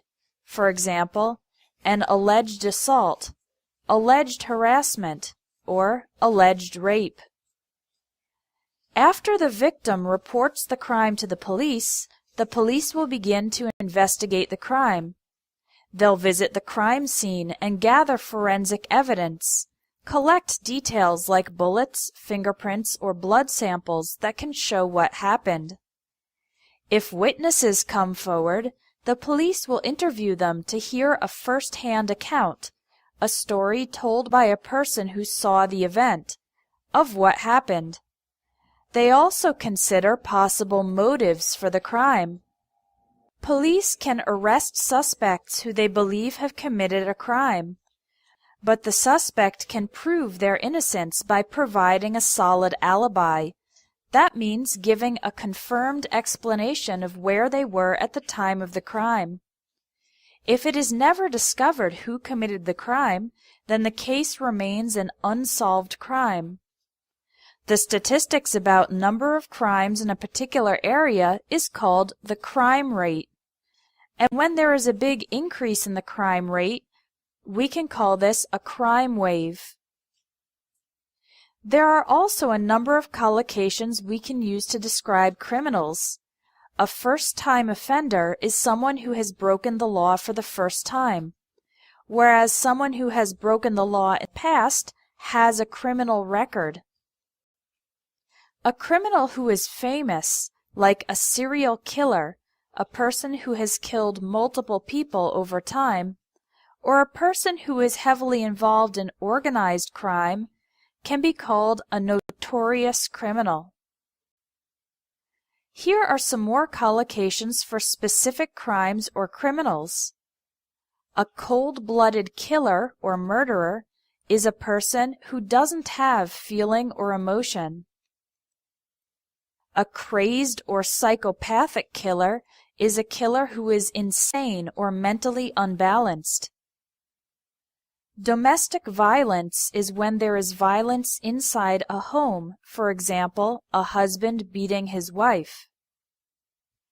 Drug trafficking refers to the purchase, sale, and transport of illegal drugs. Identity theft is when a criminal steals an innocent person's identifying information and uses it in an illegal way. Sexual harassment is when one person makes undesired sexual advances towards another person. Petty crime is a minor crime. And armed robbery is when criminals steal something while using weapons. Listen to and repeat the collocations to practice your pronunciation. Breaks the law. Committed a crime. A savage rape. A brutal murder. Barbaric, horrible, or vicious crimes.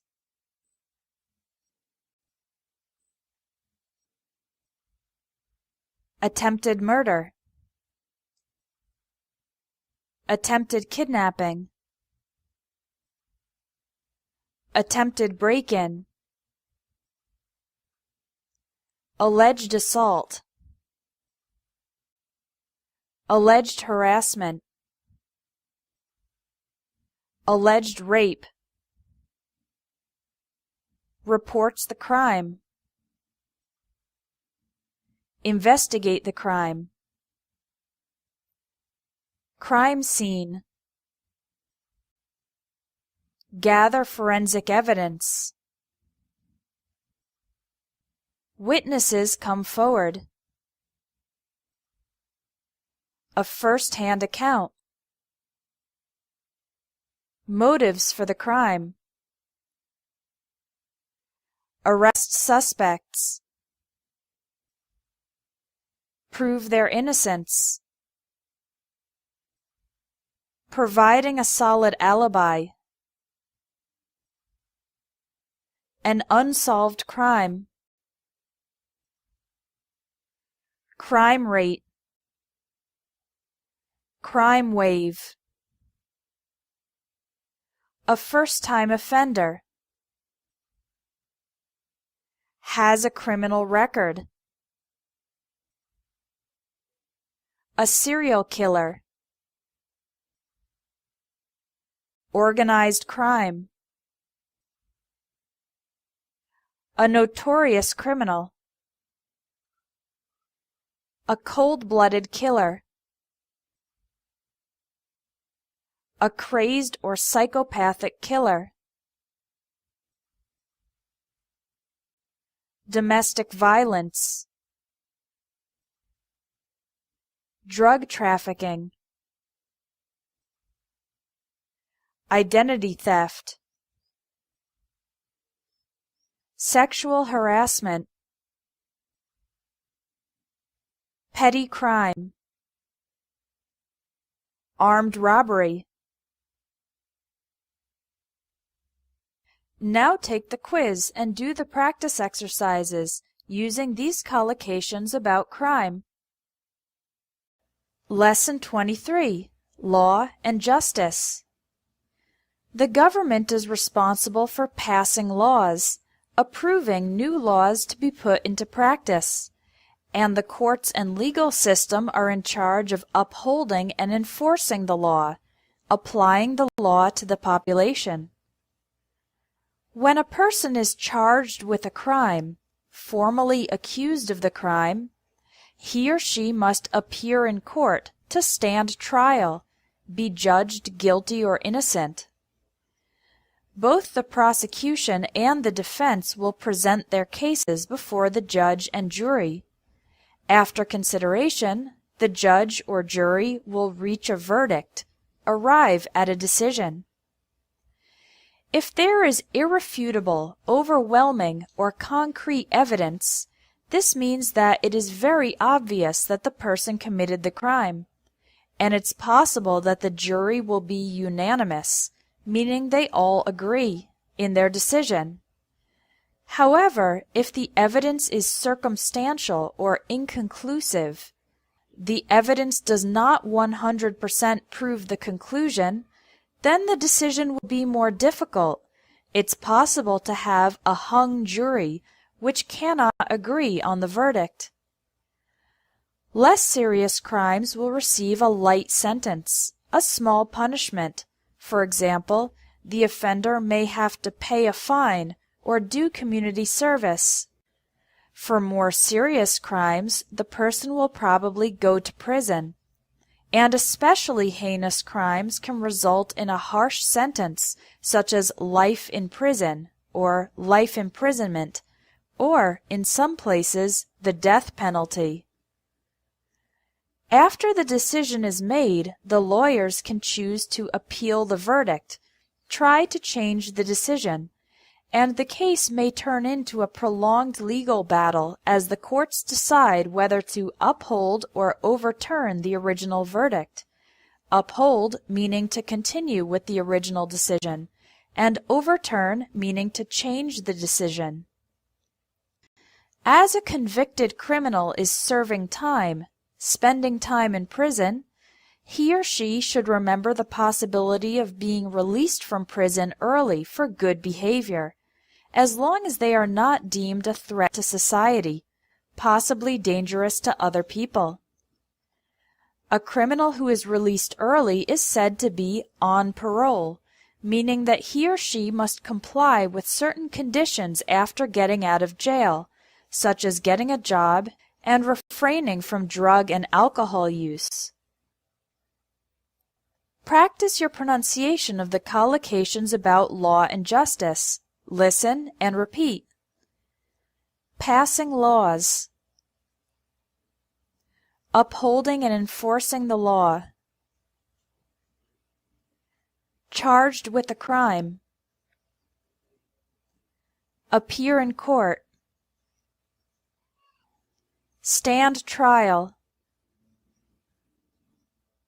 Reach a verdict. Irrefutable, overwhelming, or concrete evidence.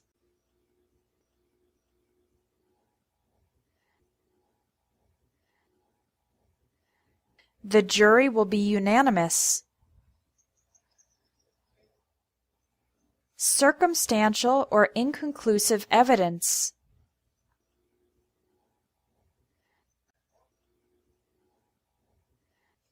A hung jury.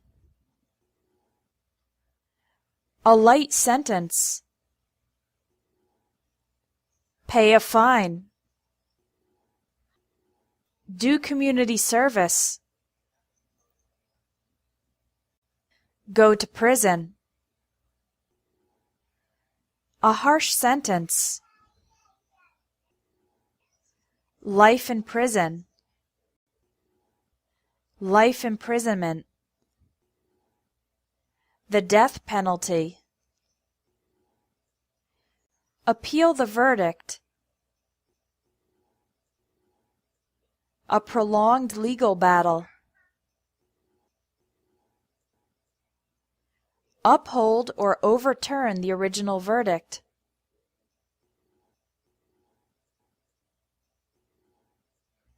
A convicted criminal. Serving time.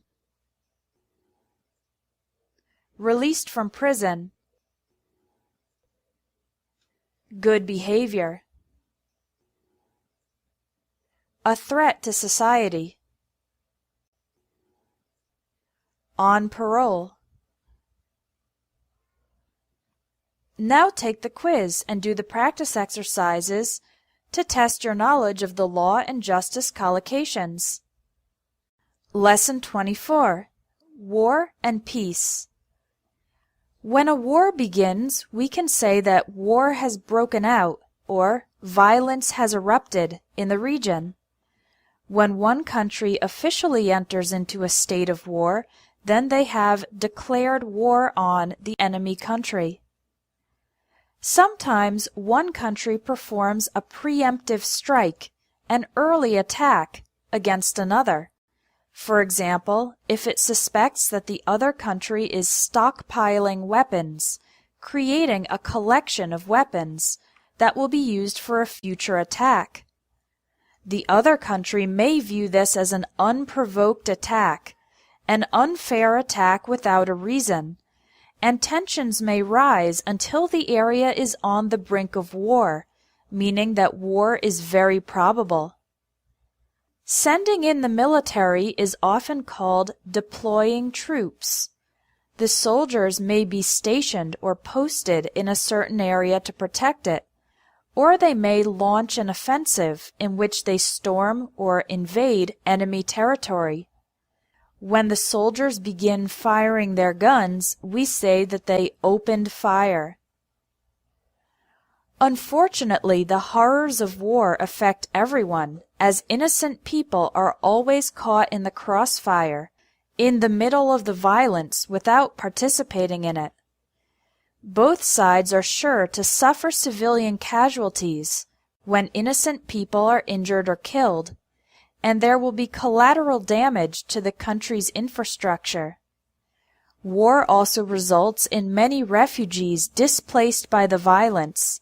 They may resettle in another area or flee to another country. If a particular battle was an important turning point in the war, then it is called a decisive battle. Sometimes another country intervenes and helps the two sides negotiate a truce or ceasefire, agree to stop fighting. If successful, this can restore peace, but it may be a fragile or uneasy peace. More work will still be needed to bring stability to the area and establish a lasting peace. Often, peacekeeping forces remain in the region to try to avert war, avoid war. Listen to and repeat the collocations to practice your pronunciation. War has broken out.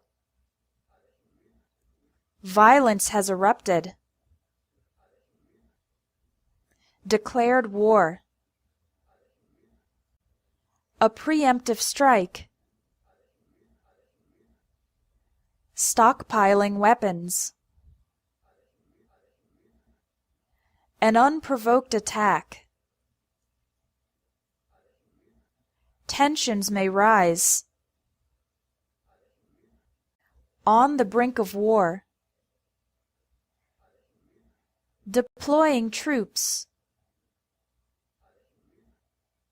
The soldiers are stationed or posted.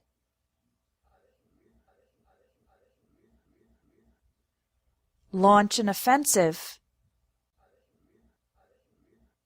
Storm or invade enemy territory. Opened fire. The horrors of war. Caught in the crossfire.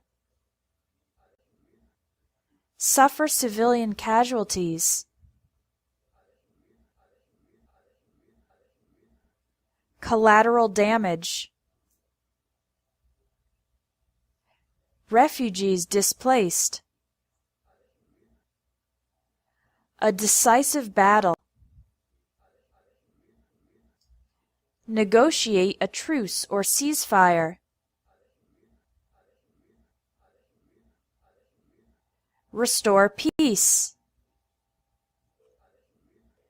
A fragile or uneasy peace. Bring stability. A lasting peace. Peacekeeping forces. Avert war. Now take the quiz and test your memory of the collocations about war and peace. Lesson 25. Global Problems. In today's lesson, we'll focus on several major global problems. One critical issue is preserving and protecting the environment. The burning of fossil fuels, oil, coal, and natural gas, produces greenhouse gases, gases that heat up the atmosphere, that deplete the ozone layer and result in global warming and climate change, changes in the Earth's temperature and weather patterns. Some scientists believe that we have already done irreparable damage to the planet, and now we are suffering the consequences of rising sea levels and increasingly frequent natural disasters such as earthquakes, hurricanes, and tornadoes. A number of animal species have gone extinct, and many more are endangered. To reverse this trend, we must invest in clean energy sources that do not pollute the environment, with renewable resources, elements like water and air which can be reused, and utilize manufacturing methods that are not harmful to the environment. There are still many regions of the world where children die of hunger or starvation, die from not having enough food. Unfortunately, extreme poverty is common in the rural areas of developing countries, where the population often suffers from food shortages, not enough food, and lack of access to clean water. In the cities, homeless people sleep on the streets if there is not enough room in local homeless shelters. There are also many families on the margins of society, outside the dominant society and culture, who are living below the poverty line and struggle to make ends meet every month. Although many governments create welfare programs that give money to poor people to alleviate poverty, the widening gap between rich and poor suggests that poverty may never be completely eradicated. Poverty and underdevelopment contribute to a host of additional problems as well. For example, many people die of preventable diseases because they have no access to the safe and effective vaccines that exist. A number of large corporations use child labor in the manufacturing of their products, as poor families may feel they have no other option for survival.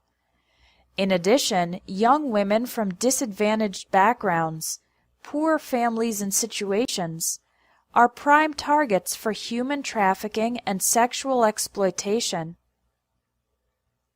Listen and repeat to practice your pronunciation of the collocations in this lesson. Preserving and protecting the environment. Fossil fuels. Greenhouse gases. Deplete the ozone layer. Global warming. Climate change. Done irreparable damage. Rising sea levels. Natural disasters. Animal species have gone extinct. Endangered species. Clean energy. Renewable resources. Harmful to the environment. Die of hunger or starvation.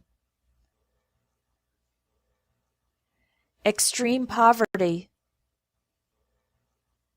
Developing countries. Food shortages.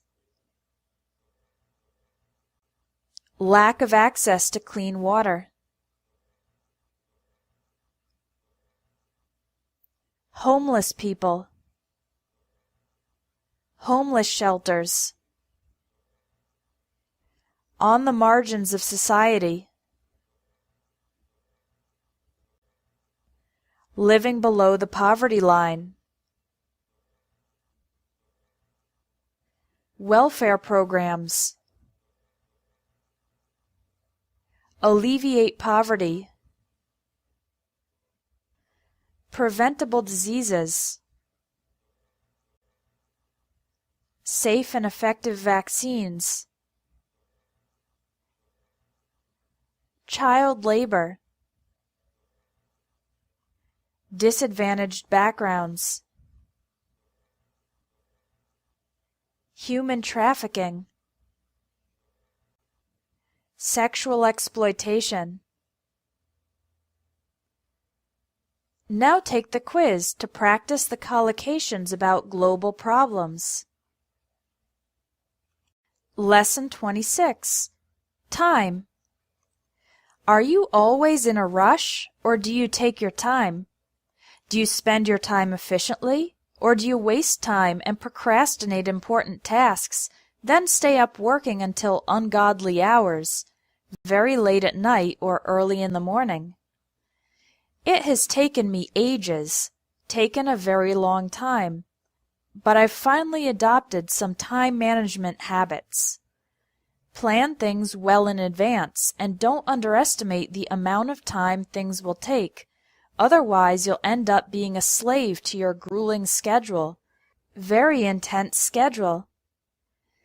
Take care of time-consuming tasks, things that take a lot of time, on a day when you have no pressing commitments, urgent appointments, or things to do. Establish a timeline for major projects so that you don't leave things to the last minute and risk running out of time.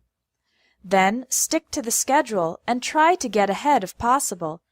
There's nothing worse than falling behind on a project with a strict deadline, a definite date before which it needs to be finished. Leave home and work a little earlier than normal to avoid rush hour, the time when there is a lot of traffic because everyone is going to work or coming home from work. Sleep for 8 solid hours, 8 hours without interruption, every night. You'll wake up with more energy.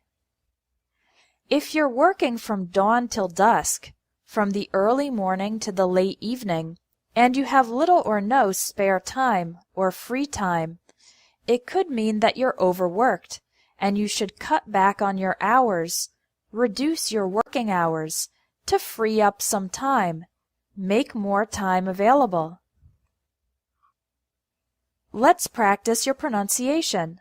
Listen to and repeat the collocations from this lesson. In a rush. Take your time. Spend your time. Waste time. Ungodly hours. Taken me ages. Time management. Well in advance. Amount of time. Grueling schedule. Time-consuming tasks. Pressing commitments. Establish a timeline. Leave things to the last minute. Running out of time. Stick to the schedule. Get ahead. Falling behind. A strict deadline. Rush hour.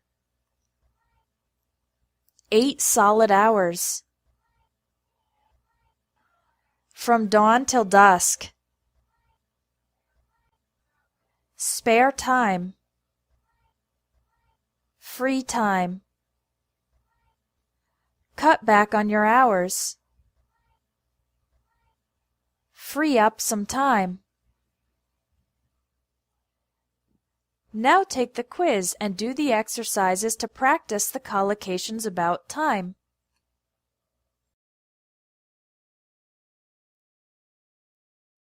Lesson 27. Sound.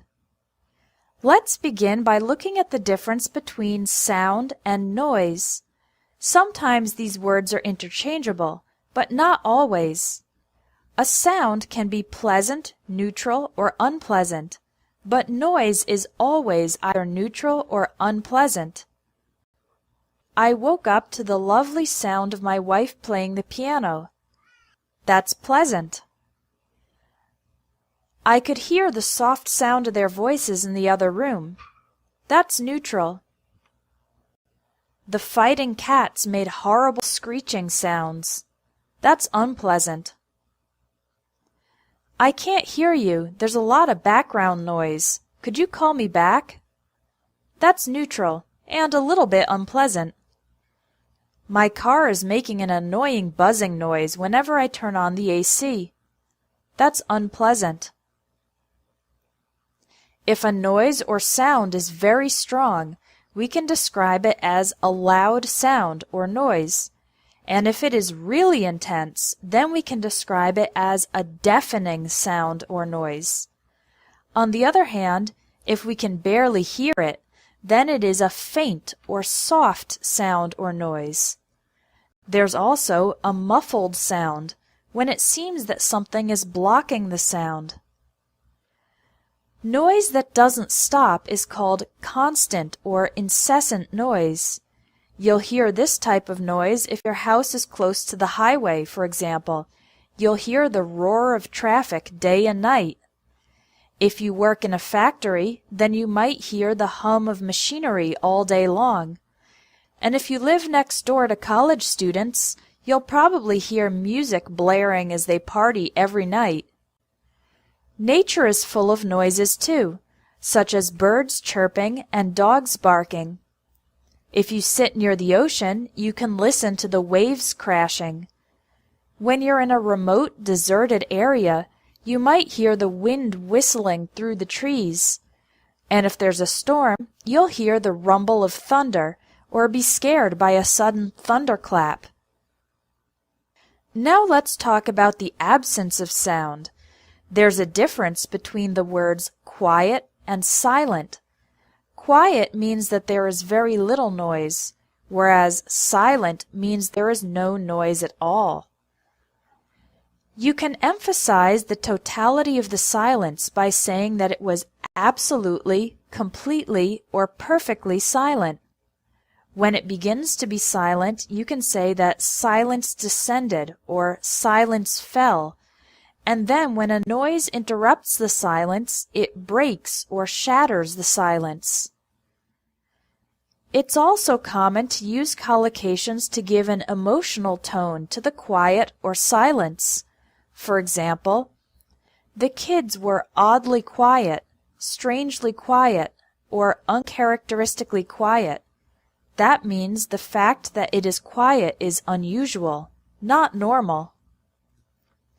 His joke about sex was followed by an awkward or uncomfortable silence. That means the silence is due to embarrassment.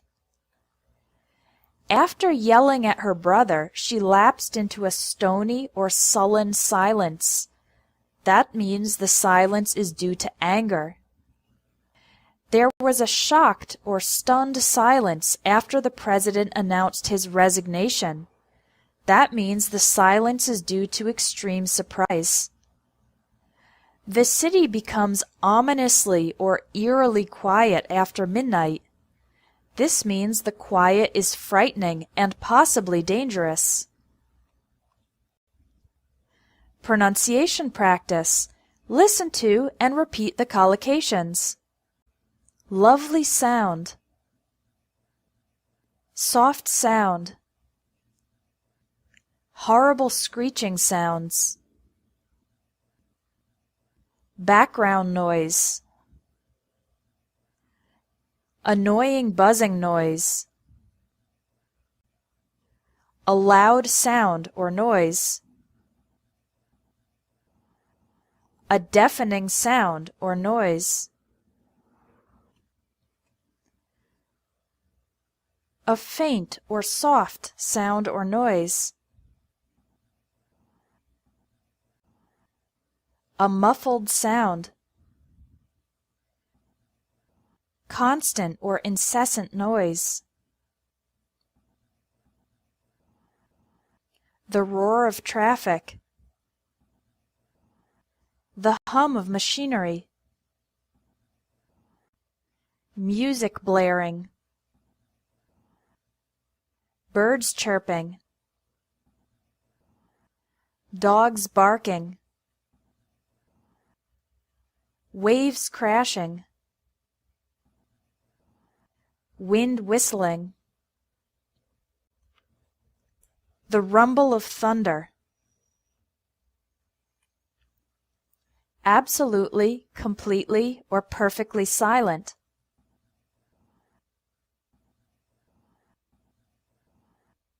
Silence descended or fell. Breaks or shatters the silence. Oddly, strangely, or uncharacteristically quiet.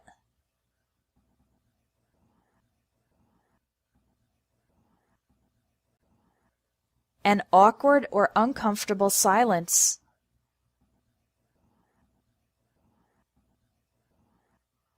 A stony or sullen silence.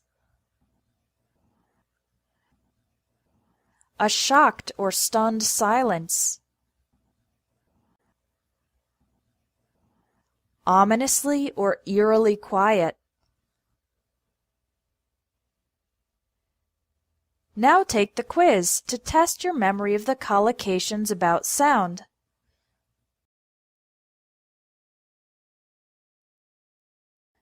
Lesson 28. Size. This lesson will help clarify when to use the confusing words big, small, large, little, tall, short, high, and low. Often the only difference between them is in their collocations. Big is much more common than large. The word large is a little more formal, but in many sentences it makes no difference. She lives in a big house is the same as she lives in a large house. So let's focus on the collocations in which large is almost always used, knowing that you can use big for other objects. We tend to use large with drink sizes, a large coffee, a large soda, as well as with clothing sizes, small, medium, and large. Large is usually used with words referring to statistics and measurements, such as quantity, number, amount, increase, and proportion.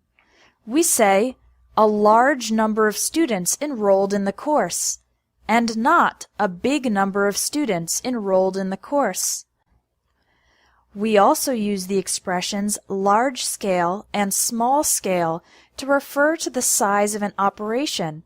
For example, the factory began large-scale production of automotive parts.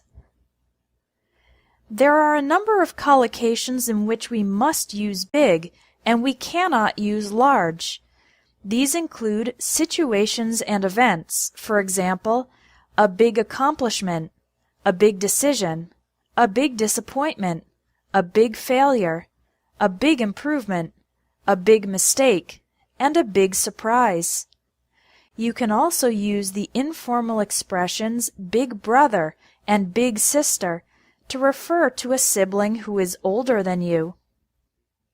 The words tall and short are used for physical objects and refer to the total height from the bottom to the top. So we talk about a tall building, tall trees, and a tall man or woman. The words high and low refer to distance above the ground. So we say that an airplane is flying 10,000 feet high, or that an apple is on a low branch of a tree. High and low are also used with non-physical things, especially those which have different levels. High and low prices, high and low levels, high and low quality, high and low rate, high and low degree. Finally, let's tackle small and little. The word little can imply that you feel some affection or sympathy for the object, whereas the word small is neutral. Thus, little often appears together with adjectives like nice, cute, pretty, poor, and tiny. She lives in a small house. She lives in a cute little house. They have 3 small children. They have 3 pretty little girls. We adopted a small dog. We adopted a poor little dog that had been abandoned in the park. Another difference is that the word small usually refers to physical size, whereas the word little can refer to quantity. It means not very much and is the opposite of a lot. For example, we can say, I made a little money from a temporary job, not small money. I slept very little last night, not slept very small. There's little salt in this food, not small salt. Now do the exercises to practice the differences between these confusing words related to size. Lesson 29. Light. We use the expression the sun is shining to talk about the sun emitting light. If the light is so strong that it's difficult to see, we can describe it as blinding sunlight. And if the light is not very strong, then it is weak sunlight. When the sun sets, disappears below the horizon, everything grows dark. If there's a full moon, then there will still be some light. But if there's a crescent moon or a new moon, then it will be pitch dark or pitch black, completely black, and you'll be able to see the stars twinkling in the night sky. To describe the strength of a light, you can use the words bright and dim. A fluorescent light bulb emits bright light, and the faint glow of a flickering candle is dim light. When light shines on an object, it makes the object cast a shadow. An area that is protected from the sunlight is often called the shade. If you don't want to get sunburned, it's a good idea to sit in the shade. We use the word lighting to refer to a system of artificial lights, especially inside a house or building. A place can have bright or strong lighting, or the opposite, soft or subdued lighting, a low level of illumination for artistic or romantic purposes. And along the highways and roads, we have street lights. If it's nighttime and the power goes out, or there is a power outage, a lack of electrical power, then the city will be plunged into darkness. You can describe the darkness as complete or total darkness to emphasize that it is 100% dark. People will have to use flashlights or light candles to be able to see, until the next morning when the sun rises or comes up. Listen and repeat to practice your pronunciation of the collocations about light. The sun is shining. Blinding sunlight. Weak sunlight. The sun sets. Grows dark. A full moon. A crescent moon. A new moon. Pitch dark or black. Stars twinkling. A fluorescent light bulb. Bright light. Faint glow.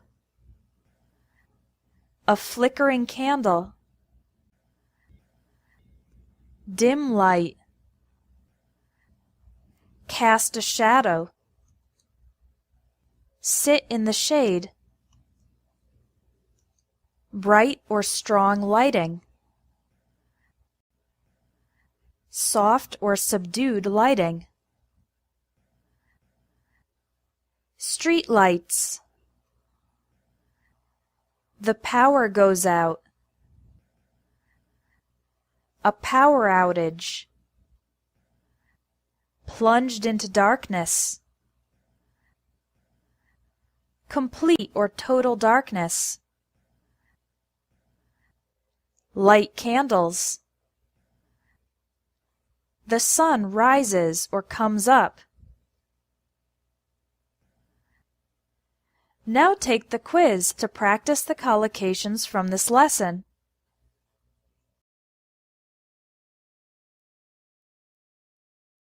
Lesson 30. Color. Today you're going to expand your vocabulary by learning various collocations about colors.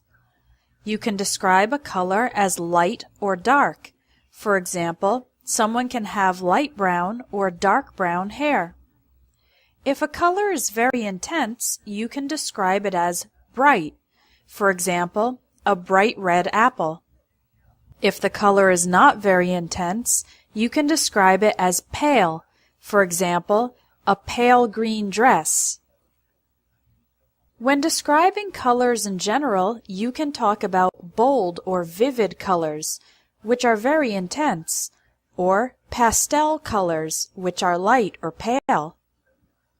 We can use other words to describe specific shades of a color, variations of a specific color. These words are usually a typical object with that particular color. For example, sky blue is a light shade of blue, like the color of the sky. Here are some of the most common collocations. Ruby red, cherry red, fiery orange, burnt orange, lemon yellow, golden yellow, emerald green, olive green, sky blue, royal blue, navy blue, midnight blue. When you have something that is primarily one color but with a little bit of another color included, we can use the word tinge. There are two ways to structure the sentence. The flowers are yellow with a tinge of pink in the middle. My cat's fur is light gray with a slight brownish tinge. Some colors look good together. In this case, we can say that the colors match. Other colors look terrible together. In this case, we can say that the colors clash. When the color of a person's clothes looks good with that person's skin tone, color of their skin, you can say, that color suits you, or that color looks good on you. Finally, one tip about changing the color of something. We use the verb paint in most cases. You paint a house and paint your nails. But we use the verb dye for hair and cloth or fabric. So you dye your hair blonde and dye a shirt blue. Now listen and repeat to practice the pronunciation of the collocations about color. Light brown, dark brown, bright red, pale green, bold or vivid colors, pastel colors, shades of a color, tinge of pink, brownish tinge, the colors match, the colors clash, skin tone, that color suits you, that color looks good on you, Paint a house. Paint your nails. Dye your hair blonde. Dye a shirt blue. Now take the quiz to test your memory of the collocations about color.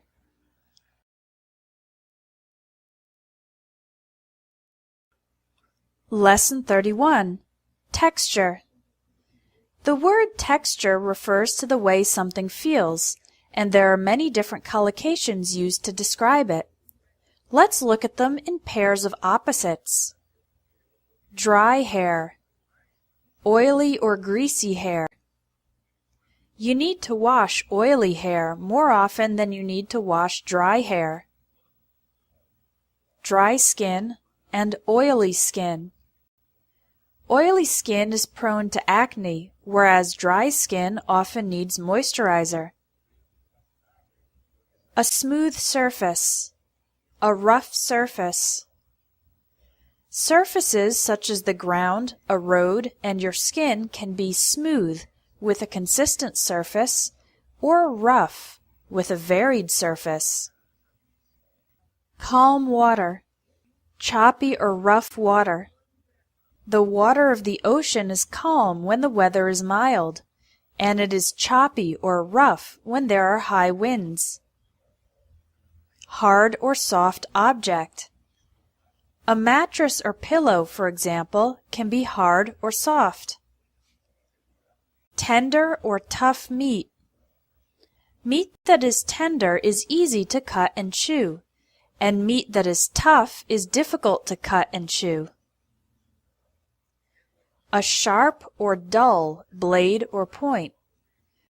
A knife or a pencil can be sharp, meaning it can cut, or dull, meaning it has lost its ability to cut. The verbs soften and harden describe the process of becoming soft and becoming hard. For example, potatoes soften when you cook them in boiling water, and snow hardens if the temperature decreases and the snow begins turning into ice. We can also use soften and harden in a more metaphorical way. We can say a person's voice softens when they begin speaking in a more friendly tone, and their voice hardens when they begin speaking in a less friendly tone. A person's attitude or views can also soften, become more friendly or tolerant, or harden, become less friendly or less tolerant. Texture words are often used when describing food. The word creamy describes a smooth and rich texture, like cream. Sauces, soups, puddings, and chocolate can be creamy. The words crunchy and crispy describe something that makes a noise when you chew it. Crackers, chips, bacon, granola, and other hard foods can be crunchy or crispy. The word chewy describes food that requires some effort to chew. Caramels and other types of candy can be chewy.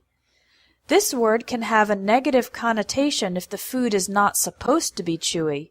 For example, when you overcook meat, it becomes tough and chewy.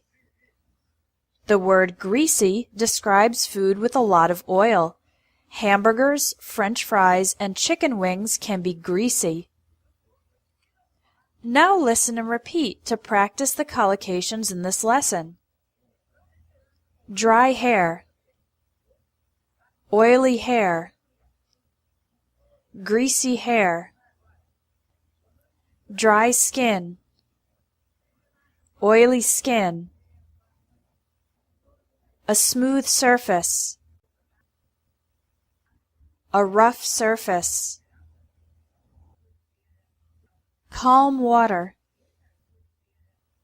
Choppy or rough water. A hard object. A soft object. Tender meat. Tough meat. A sharp blade or point.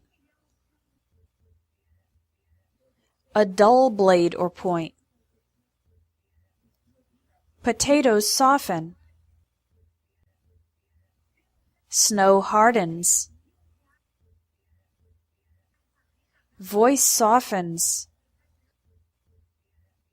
Voice hardens. Creamy sauce.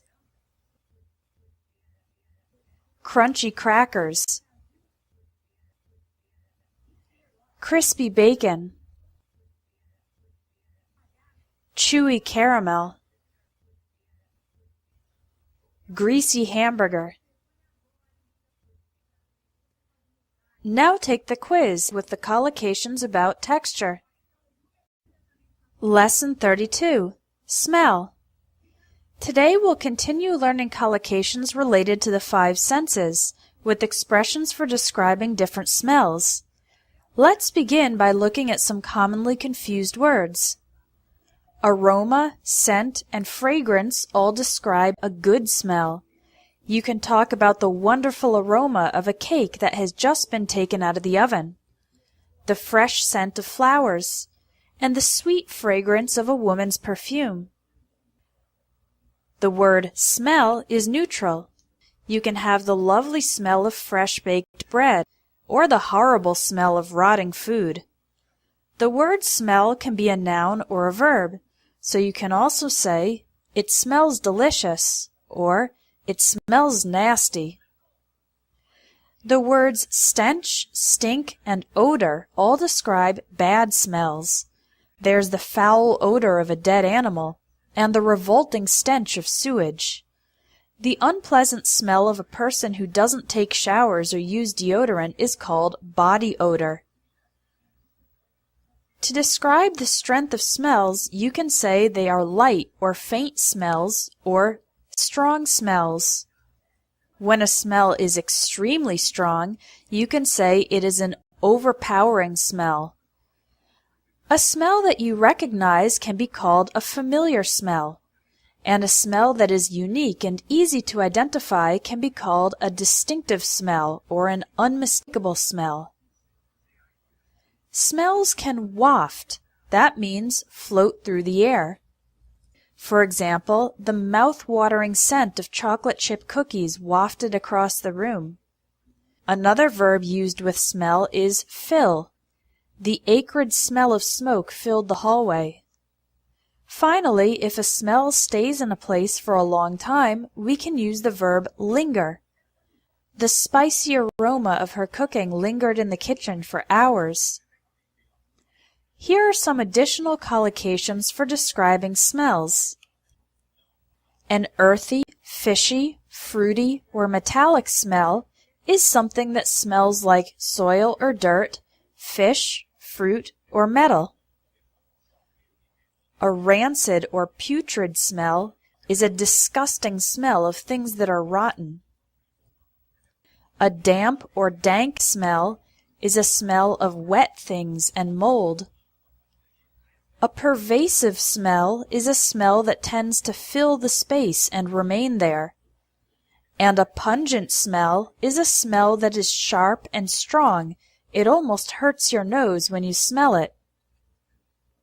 Listen to and repeat the collocations about smell. Wonderful aroma. Fresh scent. Sweet fragrance. Lovely smell. Horrible smell.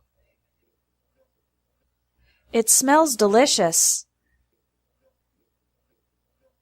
It smells nasty. Foul odor. Revolting stench. Body odor. Light or faint smells. Strong smells. Overpowering smell. A familiar smell. A distinctive smell. An unmistakable smell. mouth-watering scent, acrid smell, spicy aroma,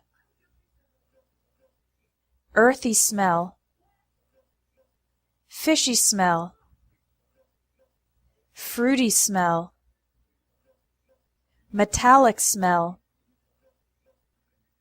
rancid or putrid smell, damp or dank smell, a pervasive smell, a pungent smell. Now take the quiz on the collocations about smell. Lesson 33. Taste. Let's begin this lesson by looking at the commonly confused words taste and flavor. The word taste is often used as a verb, so you can say that a food tastes good or tastes bad. If you want to be a little more extreme in your description, you can say that a food tastes divine or heavenly for an extremely good taste, or tastes gross or disgusting for an extremely bad taste. Another expression is, it tastes funny. That means it tastes unusual with a negative connotation. For example, this milk tastes funny. It might be past its expiration date. It's very common to say that something tastes like something else. I had frog's legs once. They tasted like chicken. The word flavor is typically used as a noun. We can say something has a nutty, fruity, cheesy, minty, or salty flavor to compare the flavor to another food. Nuts, fruit, cheese, etc. You can also use the word taste as a noun. For example, this wine has a fruity taste or fruity flavor. Flavors or tastes can also be described by category or by the sensation they cause in your mouth. A bitter flavor, a sour taste, a sweet taste. When you enjoy the taste of something and want to keep it in your mouth for a long time, we say you savor the taste. If a food has a lot of flavor, then it can be described as strong or rich. The strong flavor of garlic, the rich flavor of chocolate. When the level of flavor is low, it is a mild flavor or subtle flavor. Both of these words have a positive connotation. This cheese has a nice mild flavor, or the subtle flavor of ginger adds a nice touch to this marinade. The expression bland taste or bland flavor is a way to describe food with little flavor, with a negative connotation. For example, these crackers have such a bland flavor that I feel like I'm snacking on cardboard. There are some foods that people usually don't enjoy the first time they try them, but with time people learn to like the flavor. A food like this can be described as an acquired taste. Listen to and repeat the collocations in this lesson. Tastes good. Tastes bad. Tastes divine. Tastes heavenly. Tastes gross. Tastes disgusting. It tastes funny. Tastes like. A nutty flavor. A fruity flavor. A cheesy flavor. A minty flavor. A salty flavor. A bitter flavor. A sour taste. A sweet taste. Savor the taste. Strong flavor. Rich flavor. A mild flavor. A subtle flavor. Bland taste. bland flavor. An acquired taste. There's no quiz today, but to expand your vocabulary even more, check out this link for 101 plus words for describing food with example sentences. www.squidoo.com/food-vocabulary. Lesson 34. Statistics. First, let's clarify the difference between number and amount. We use number with countable nouns and amount with uncountable nouns. A large number of people. A massive amount of damage. A significant number of countries. A considerable amount of money. A tiny number of computers. A minuscule amount of alcohol. Numbers and statistics can increase or decrease, more formal, rise or fall, also formal, or go up and go down, more informally. When a number goes up or down very fast, we can describe this as sharp or dramatic. For example, the sudden improvement in the economy has resulted in a dramatic drop in unemployment and a sharp rise in consumer spending.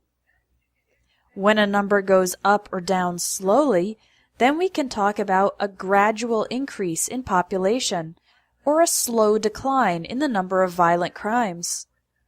And if a number doesn't change, then it remains steady or remains constant.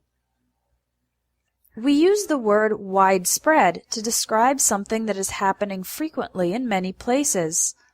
For example, there being widespread dissatisfaction with the government, or a new book winning widespread acclaim in the literary world. A hurricane can cause widespread damage, and a presidential candidate can have widespread support among voters of a certain demographic. In conversational English, we often use the structure keep plus the ing form of the verb to describe something that happens frequently. For example, I'm trying to work, but my colleagues keep interrupting me. Why do you keep asking me about the problem? I've told you 1,000 times I don't know how to solve it. Now listen and repeat the collocations about statistics. A large number. A massive amount. A significant number. A considerable amount. A tiny number. A minuscule amount. A dramatic drop. A sharp rise. A gradual increase. A slow decline. Remains steady. Remains constant. Widespread dissatisfaction. Widespread acclaim. Widespread damage. Widespread support. Keep interrupting. Keep asking. Okay, now try the practice quiz to put your knowledge of the statistics collocations to the test.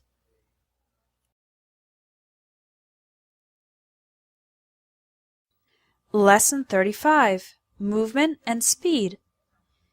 English has a number of words that mean fast, but each one has different collocations. Use fast to describe a vehicle, person, or action. A fast car, a fast train, a fast runner, work fast, drive fast, learn fast. Use quick to describe an event or action. A quick lunch, a quick glance, a quick shower, A quick decision. Use rapid to describe a change. A rapid increase or decline. A rapid change. Rapid growth. Rapid progress. The word speedy is often used with recovery and resolution. A speedy recovery from surgery. A speedy resolution to the problem. The word swift is often used with action, response, and reaction. The swift action of the police enabled the criminal to be caught immediately. We received a swift response to our request for information.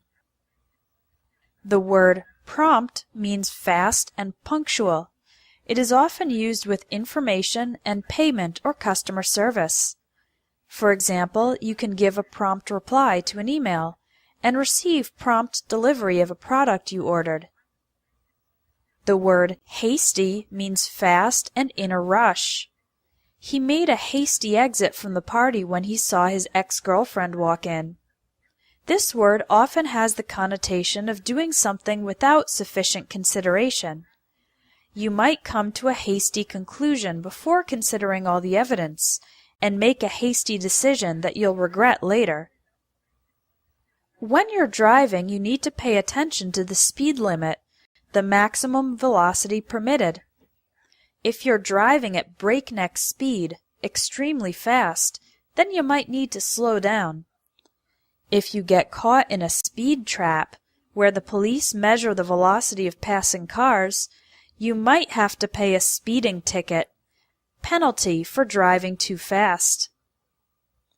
Of course, you might need to put on a burst of speed, sudden increase in speed, to pass a car that's moving at a snail's pace, very slowly. If major construction is being done on the road, then traffic might slow to a crawl, slow down to a very slow speed, and eventually come to a standstill, stop completely.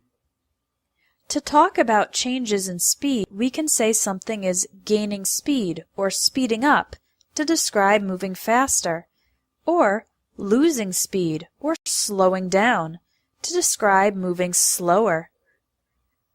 Finally, to talk about eating or walking in a slow and relaxed way, you can use the word leisurely. After a leisurely breakfast, we took a leisurely stroll through the park.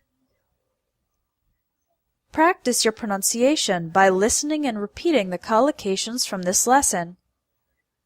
A fast car. A fast train. A fast runner. Work fast. Drive fast.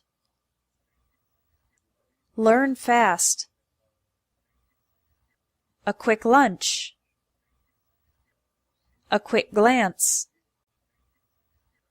A quick shower. A quick decision. A rapid increase. A rapid decline.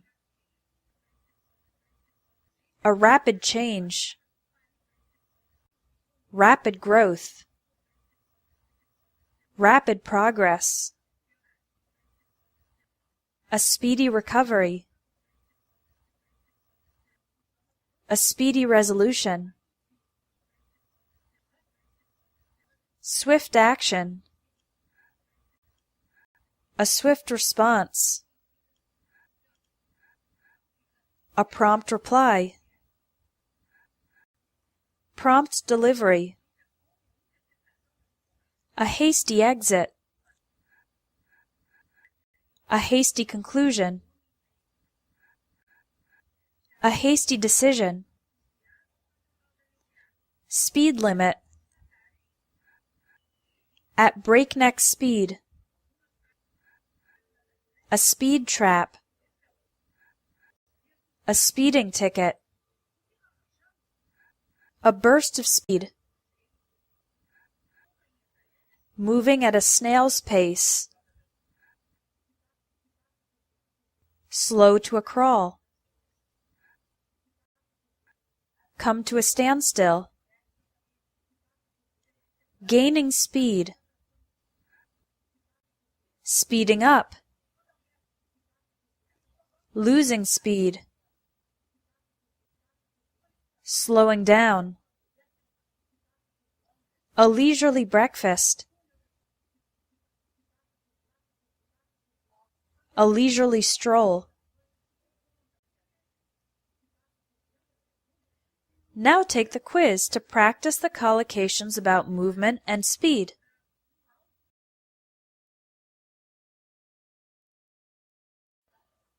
Lesson 36. Changes. To talk about making small changes, you can say make adjustments, make alterations, or make modifications. More informally, you can say make tweaks. For example, we made a few tweaks to the website. To talk about bigger changes, you can use the verbs transform and revolutionize. The Internet has revolutionized the way people communicate. The city transformed the vacant lot into a playground. You usually transform one thing into something else. When you put on different clothes, you change your clothes. When you remove a baby's dirty diaper and put on a clean one, you change the baby's diaper. When you reverse a decision or opinion, then you change your mind. And when you introduce a different topic of conversation, then you change the subject. When you change your religion, then we often use the verb convert. I converted to Christianity. My brother wants to convert to Islam. Other verbs used for changes are turn, become, and get. Let's look at their different collocations. Use turn with colors. Bananas turn black if you put them in the refrigerator. You can also use turn into as a less formal expression for transform into. Our living room couch turns into a bed. Use become with emotions and states of being, including comparative adjectives. My sister became angry when she found out I'd broken her computer. It's becoming apparent, or becoming clear, that the treatment isn't working. The band's music became popular among teenagers. It's becoming more difficult to separate one's personal and professional life. You can also use become with professions. My brother became an actor. The word get can be used as a less formal alternative to become, with emotions and comparative adjectives, but not with professions or states of being. I'm getting excited about my upcoming trip to Spain. It's getting more expensive to rent a place in this neighborhood. Will it ever get easier for me to understand movies in English? We also use the word go in a few specific collocations involving changes. To go bald means to lose your hair. To go blind means to lose your ability to see. To go deaf means to lose your ability to hear. And to go crazy or go insane means to lose your mental control. Listen to and repeat the collocations from this lesson about changes. Make adjustments. Make alterations. Make modifications. Make tweaks. Revolutionize the way. Transformed into. Change your clothes. Change the baby's diaper. Change your mind. Change the subject. Converted to Christianity. Convert to Islam. Turn black. Turns into. Became angry. becoming apparent, becoming clear, became popular, becoming more difficult, became an act, getting excited, getting more expensive, get easier, go bald, go blind, go deaf, go crazy, go insane. Now take the quiz to practice the collocations about changes. Lesson 37. Speaking. Want to become a better conversationalist? Here are a few tips for making small talk, talking casually about simple topics. To strike up a conversation, start a conversation, you can make comments about the weather or the local surroundings. Stay away from delicate subjects, sensitive topics like religion and politics. You don't want to get into a lengthy discussion, a long discussion, or have an argument, have a verbal fight. If there's a lull in the conversation, a pause in the conversation, ask the other person a question about themselves. If you tell a story, don't go on and on, talk too much. Remember that you're having a brief chat, a quick conversation. You're not making a speech.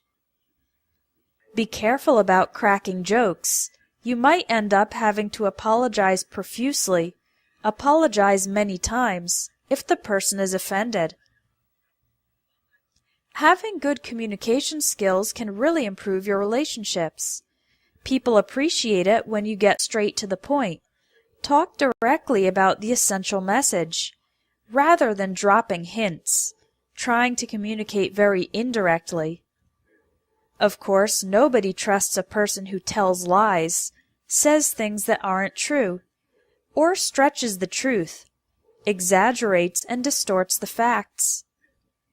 If you always tell the truth, then people know they can count on you when you give your word, make a promise or statement of the truth. It's also important to watch your tone of voice, the emotion with which you speak, and avoid making sarcastic remarks or disparaging comments, very negative and destructive comments. If you must make a complaint, try to give constructive criticism, criticism that helps the situation improve. And if you need to ask a favor of someone, always do it politely. Don't forget to say, please. Practice your pronunciation. Listen to and repeat the collocations about speaking. Making small talk. Strike up a conversation. Make comments. Delicate subjects. A lengthy discussion. Have an argument. A lull in the conversation. Tell a story. Go on and on. A brief chat. Making a speech. Cracking jokes. Apologize profusely. Get straight to the point. Dropping hints. Tells lies. Stretches the truth. Tell the truth. Give your word. Tone of voice. Sarcastic remarks. Disparaging comments. Make a complaint. Constructive criticism. Ask a favor. Now do the quiz and practice exercise to test your memory of the collocations about speaking.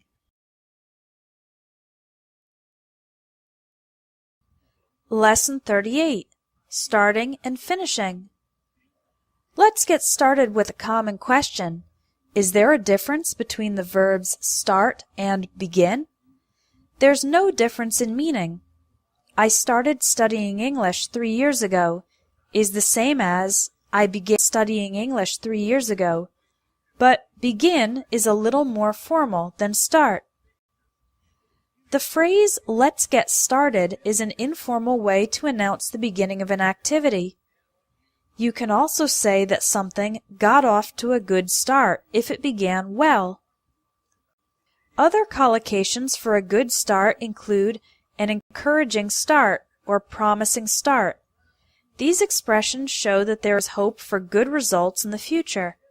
For example, the soccer team got off to a promising start, winning the first 4 games of the season. If it is not so certain that there will be good results in the future, then you can say a shaky start or unsteady start. The business had a shaky start in the second quarter of 2013, with sales numbers fluctuating daily.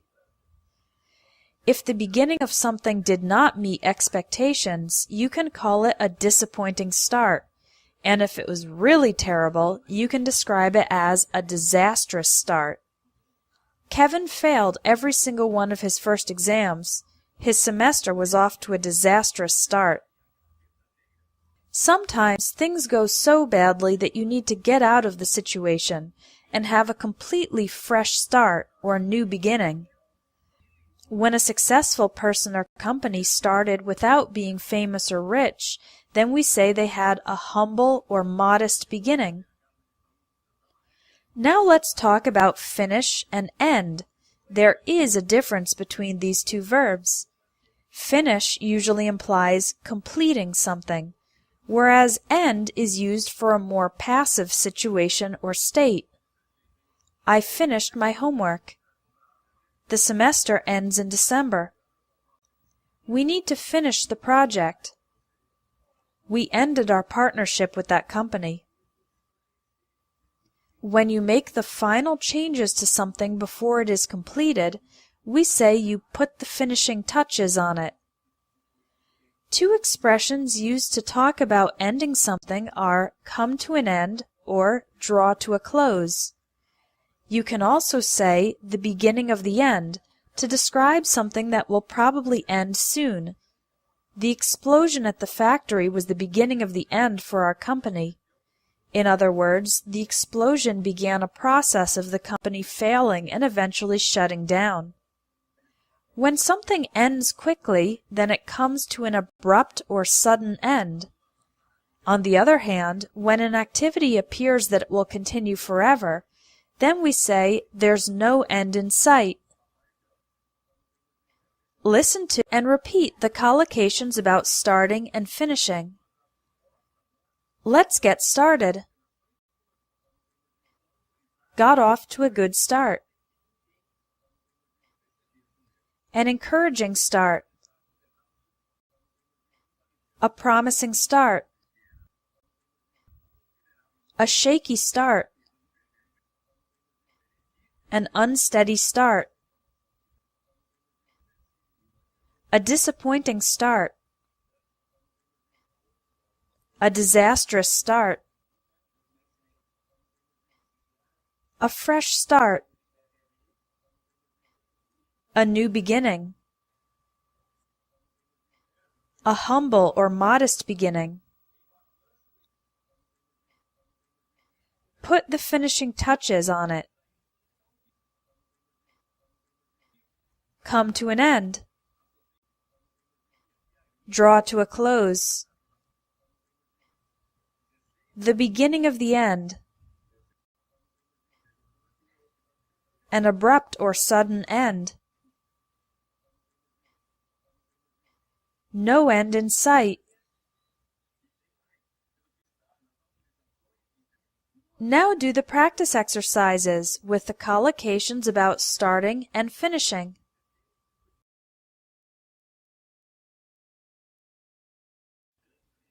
Lesson 39, Success and Failure. Successful Samantha has a long list of impressive accomplishments. It seems like everything she does ends up being a phenomenal success. In her very first job, she created a highly effective way to motivate the company's employees, resulting in a dramatic improvement in workplace morale. Now she's developing a system for real-time translation among 100 different languages. If she can pull it off, it will be an unprecedented success. Success in something for the first time in history. And the crowning achievement, best or most significant achievement of her career. So far, the program has enjoyed modest success, some limited success, but there is still room for improvement, potential for improvement. However, Samantha says that the team is making good progress, and that in the next month or two she hopes to make a breakthrough, make a sudden advance in success, especially when you overcome an obstacle. Although Samantha is very ambitious, she's also a very likable person. She brings out the best in other people and quickly wins the respect of colleagues. Samantha's brother, disastrous Dan, is the opposite. Everything he attempts seems to fail miserably. He wanted to be a doctor, but his teachers told him he wasn't smart enough, dashing his hopes, making him abandon hope of a career in medicine. He had the opportunity to do a prestigious internship in another country, but he lost his nerve, lost his courage, and turned down the offer. He then applied for various jobs, but completely failed to show up to the interviews on time. He was eventually hired, but later lost his job during an economic downturn due to his mediocre performance, average work, not very special, and total lack of remarkable achievements. Dan then tried to start his own software company to compete with Samantha's. That was a spectacular failure. He invested his life savings in the business, despite all his friends telling him that it would be a recipe for disaster, very likely to result in disaster. His sales predictions were way off the mark, completely inaccurate, and the company went under, lost all its money and shut down, just 8 months after it was founded. Poor Dan, it seems like he's doomed to failure, destined to be unsuccessful. But if all else fails, if everything is unsuccessful, he can always move into Samantha's mansion as a last resort, a final possibility. Now, listen to and repeat the collocations about success and failure. Impressive accomplishments. A phenomenal success. Highly effective. A dramatic improvement. Unprecedented success. Crowning achievement. Modest success. Room for improvement. Making good progress. Make a breakthrough. Brings out the best. Wins the respect. Fail miserably. Dashing his hopes. Lost his nerve. Completely failed. Mediocre performance. Remarkable achievements. Spectacular failure. A recipe for disaster. Way off the mark. Went under. Doomed to failure. if all else fails. As a last resort. Now take the quiz to practice the collocations about success and failure.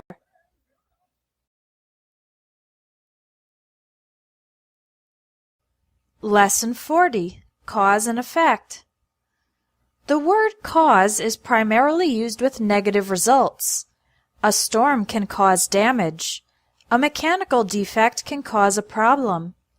Unclear instructions can cause confusion.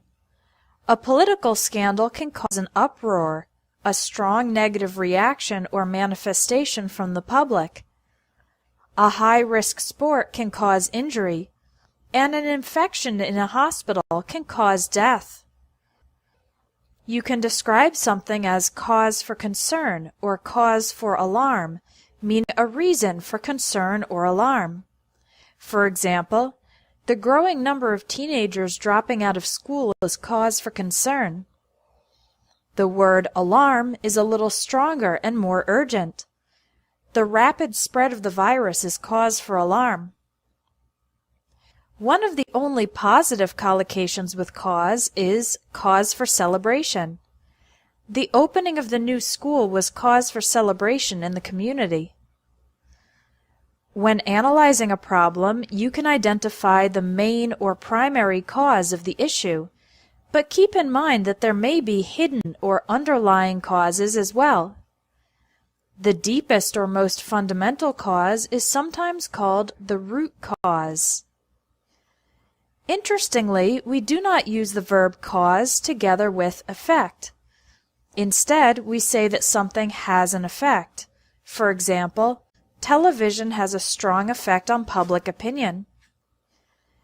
Another way to say a strong effect is the expression a significant impact or a profound impact. There are many different ways to describe effects. Short-term or long-term effects describe the time of the effect. The expressions visible effects or subtle effects describe whether or not the effects are obvious.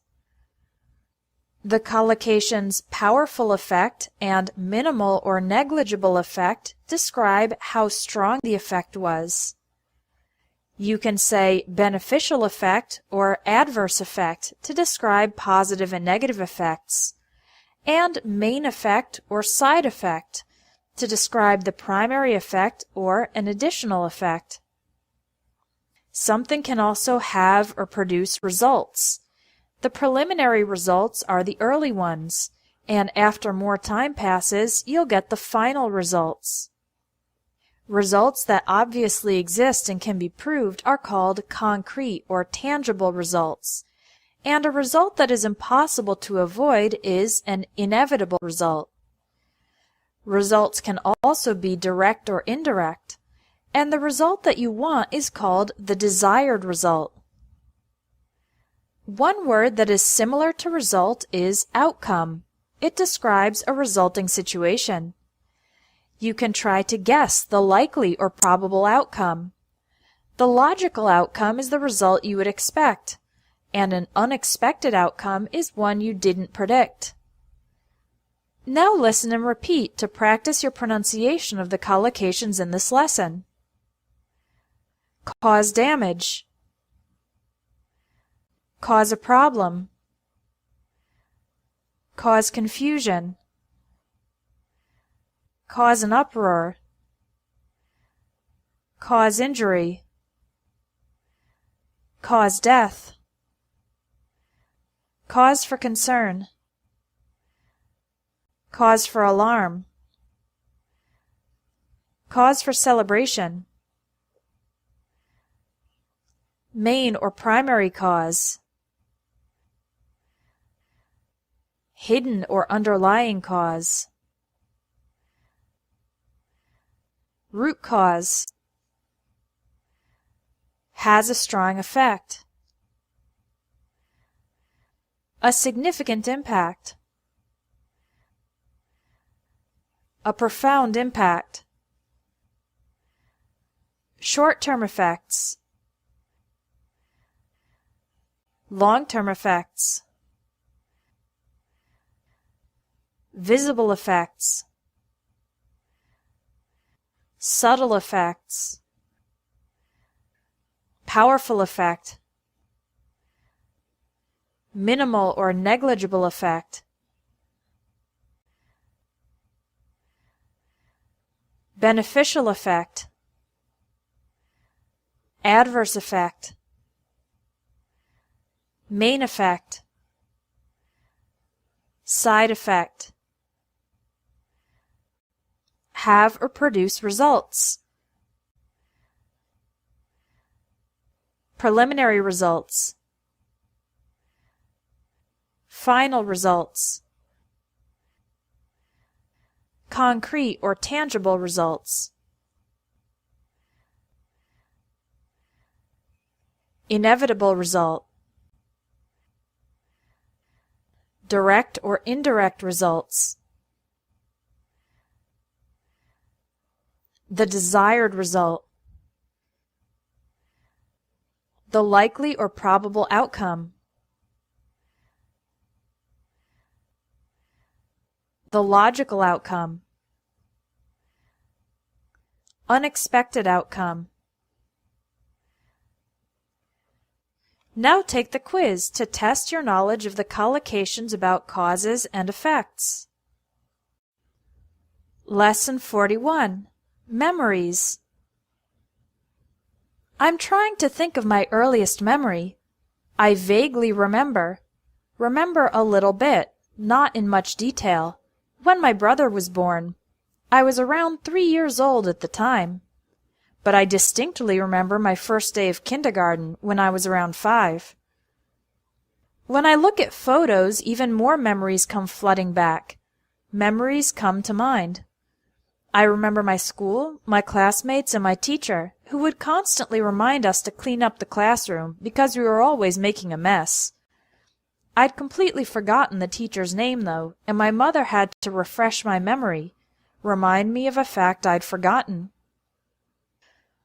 I still have a lot of my toys from when I was a kid. They bring back fond memories, pleasant memories, of long afternoons spent playing with my brother. I also remember a family vacation to Switzerland when I was about 8. That was an unforgettable experience. My most traumatic memory is of my uncle dying in a car crash when I was 10. He was only 32 years old, younger than my dad, and the memory of the funeral still haunts me. The sad or profound memory stays with me. I still wear a bracelet that was a Christmas present from him. It serves as a sobering reminder. It provides a serious reminder not to take a single day of life for granted. Unfortunately, I have a terrible memory for people's names, unless the name is unusual or particularly memorable. Just the other day I was talking to an acquaintance from church, and my mind went blank. I couldn't think of anything when I tried to think of her name. I racked my brain, tried hard to remember something, but nothing came to mind. My husband gently reminds me that I really need to pay more attention, because it makes a bad impression when I call people by the wrong name. Now listen and repeat to practice your pronunciation of the collocations about memories. Vaguely remember. Distinctly remember. Memories come flooding back. Constantly remind. Completely forgotten. Refresh my memory. Bring back fond memories. An unforgettable experience. Traumatic memory. The memory haunts me. Serves as a sobering reminder. A terrible memory. Particularly memorable. My mind went blank. I racked my brain. came to mind. Gently reminds me. Makes a bad impression. Now take the quiz to practice the collocations about memories. Lesson 42. Agreeing and disagreeing. When you agree with someone completely, you can say, I totally agree, or I strongly agree. Another way to describe 100% agreement is to say a person agrees wholeheartedly. On the other hand, you can say, I agree up to a point, if you agree with part of the person's opinion but disagree with another part. Another expression is, I agree in principle, if you agree with the idea but not with the practical application. Avoid the common error of saying, I'm agree. The correct phrase is, I agree, more informally, or I'm in agreement, more formally. We can say that two people share an opinion or share a view if they have the same perspective. But if there are differences, then we call this a difference of opinion. If the difference of opinion is very big, then the two sides are said to be worlds apart on the issue. Hopefully, two people who think differently will be able to reach a compromise, agree on a fair solution, without having a heated argument, angry or intense argument about the issue. One polite way to express your disagreement is, I'm afraid I disagree. You can also say, I see your point, to communicate the fact that you understand the other person's idea or opinion. We call a small disagreement a minor or slight disagreement, and a big disagreement is a major or serious disagreement. It's easy to reason with the person who disagrees respectfully, but it's more difficult to settle a disagreement, resolve a disagreement, if the other person disagrees vehemently, with intense emotion and expression. If the conflict continues for a long time, it can be called a long-running dispute, and if it involves lots of angry and negative emotions, then it's a bitter dispute. If the two sides cannot agree to disagree, tolerate the other person's opinion despite disagreeing, then they may need the help of a third party to resolve the conflict. Now listen to and repeat the collocations about agreeing and disagreeing. I totally agree. I strongly agree. Agrees wholeheartedly.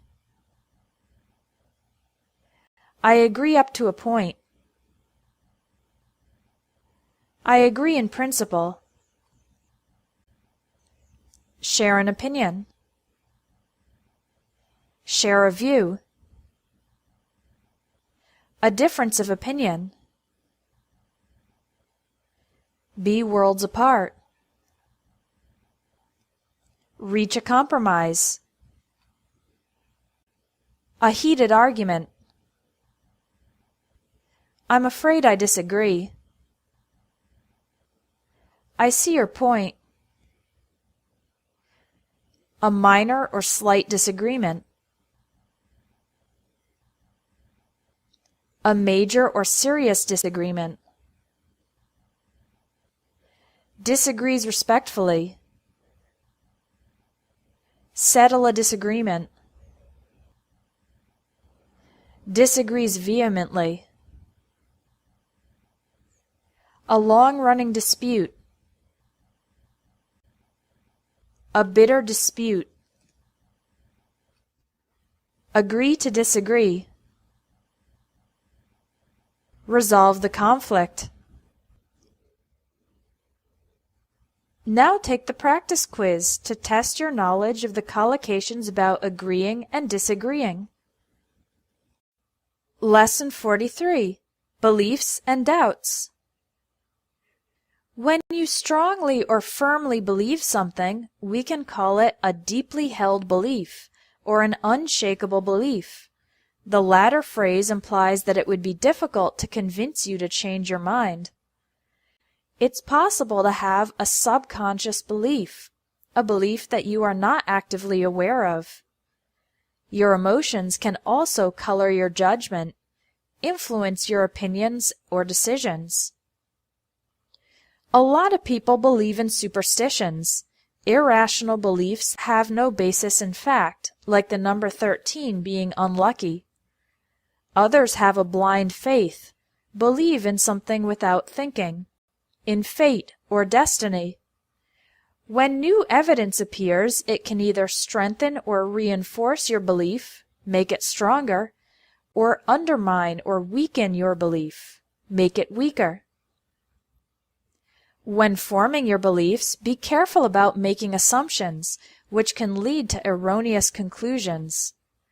False beliefs held by many people are called common misconceptions. Scientists and other researchers often publish material to help dispel misconceptions, eliminate them. For example, contrary to popular belief, it's not harmful to go swimming immediately after eating. If you are completely sure about something, then you can describe it as beyond or without a shadow of a doubt. But sometimes doubts arise, or another person voices their doubts, thus making you reconsider. Maybe the doubts don't even come from a fact, but you just have a sneaking suspicion, a persistent feeling, that casts doubts on things you previously assumed to be true. When you have a small doubt that persists and continues to bother you, this is called a gnawing, lingering, nagging, or niggling doubt. This might be an indication that it's time to rethink or re-examine your beliefs. After further consideration, you just might arrive at a different conclusion. Listen to and repeat the collocations about beliefs and doubts to practice your pronunciation. Strongly or firmly believe. A deeply held belief. An unshakable belief. A subconscious belief. Color your judgment. Believe in superstitions. Blind faith. Strengthen or reinforce your belief. Undermine or weaken your belief. Making assumptions. Lead to erroneous conclusions. Beliefs held. Common misconceptions. Dispel misconceptions. Contrary to popular belief. Beyond or without a shadow of a doubt. Doubts arise. Voices their doubts. A sneaking suspicion. Cast doubts on. A gnawing, lingering, nagging, or niggling doubt. Rethink or re-examine your beliefs. Further consideration. Arrive at a different conclusion. Now take the quiz to practice the collocations from this lesson. Lesson 44. Deciding and choosing. How do you make a decision? Do you make lists of pros and cons, advantages and disadvantages, and carefully consider all the options? Or do you trust your intuition, listen to your deep and instinctive feelings, and then make a choice based on your feelings? If it's an especially tough decision, you might want to ask for advice from a good friend. After discussing the issue in depth, talking about it in a lot of detail, and listening to your friend's suggestions, you can choose to either take their advice, implement their advice, or ignore their advice. When you make a decision very quickly, we call it a snap decision. That's somewhat similar to a spur-of-the-moment decision, a decision made spontaneously without very much thinking or planning. If you do this, then you might need to defend your decision against people who believe it was an arbitrary decision, one determined by chance or impulse, not by logic or principle. Some people remain undecided because they're afraid to make a costly mistake, a mistake with serious negative consequences. In this case, weighing the possible outcomes, analyzing the possible future results, can be helpful. Other people are always questioning themselves and having second thoughts, reconsidering or doubting your previous decision about the choices they've already made. Although it might seem attractive to keep your options open as long as possible, you run the risk of waiting so long that you end up having no choice, being limited to only one course of action. It's far better to develop sound judgment, the intelligent ability to decide things, so that you can make wise decisions, good and smart decisions, and be confident about them. Listen to and repeat the collocations about deciding and choosing. Make a decision. Pros and cons. Consider all the options. Trust your intuition. Make a choice. A tough decision. Ask for advice. Discussing the issue in depth. Take their advice. Ignore their advice. A snap decision. A spur-of-the-moment decision. Defend your decision. An arbitrary decision. Remain undecided. A costly mistake. Weighing the possible outcomes. Having second thoughts. Keep your options open. Having no choice. Sound judgment. Wise decisions. Now take the quiz to practice the collocations from this lesson. Lesson 45, Claiming and Denying. Read and listen to this news report about a corruption scandal in a large company. Randy Fisher, president of the software company Newtek, is facing accusations of fraud by its chief financial officer, Brian King, who has openly accused Fisher of hiding millions of dollars of profit in offshore bank accounts in order to avoid paying taxes. Fisher denies the allegations, says the accusations are not true, and clearly states that King has no evidence to substantiate his claims, prove his claims are true or reasonable. However, in a leaked document, a secret document that was accidentally released to the public, from the company's internal archives, Fisher heavily implies, says indirectly but strongly, that the company is in fact much more profitable than it appears on paper. Some journalists are now spreading the rumor, transmitting the comment, that these invisible funds were used to finance Fisher's recent real estate investments in Central America. According to King, Fisher wanted him to participate in the illegal financial scheme and became angry when King refused his offer. It is widely acknowledged, known by many people, that if Fisher were to resign, King would be the logical successor to the position of CEO.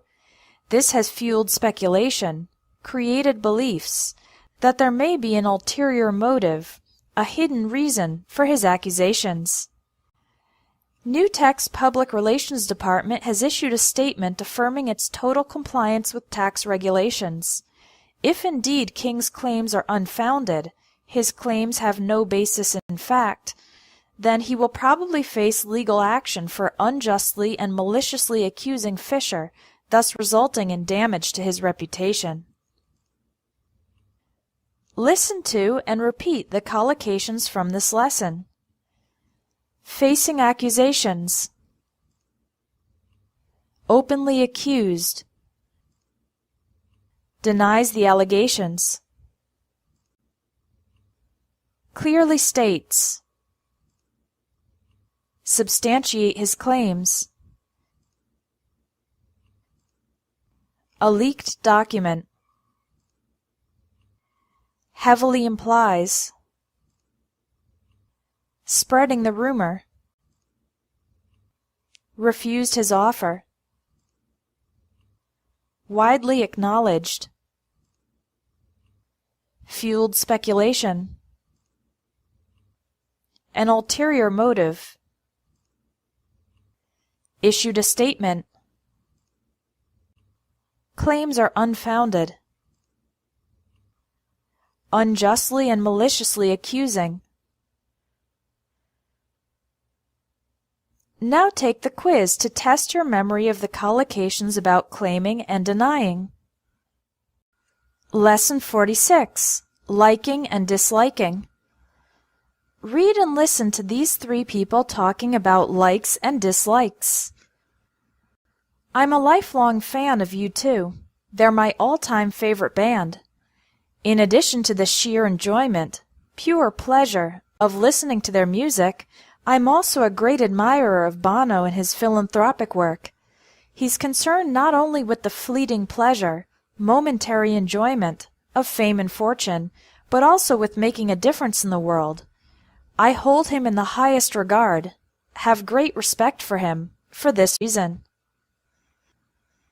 When my daughter was a baby, I noticed that she developed a particular liking for classical music, and when she was 6, I signed her up for violin classes.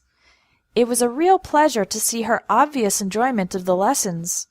She grew quite attached, strongly like or love over time, to her teacher, who says that she has the potential to turn her great love of music into a professional career.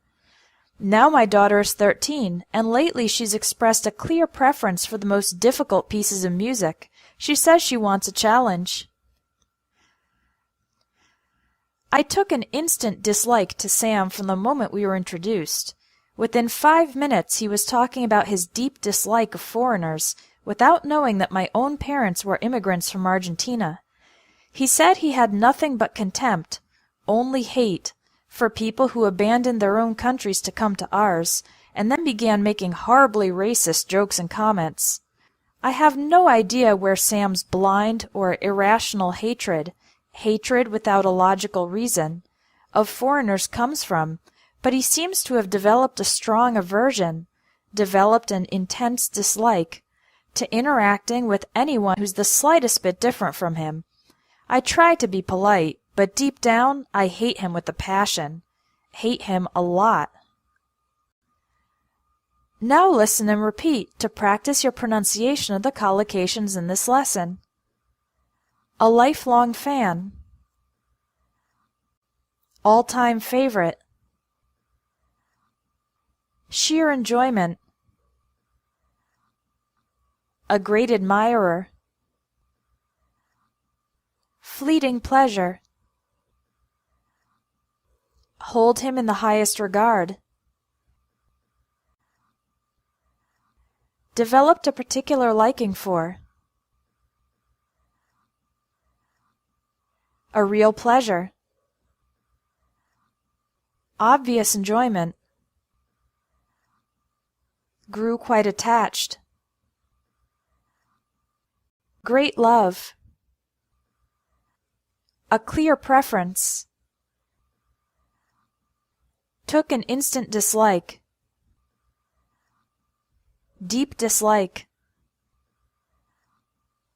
had nothing but contempt. Blind or irrational hatred. Developed a strong aversion. Hate him with a passion.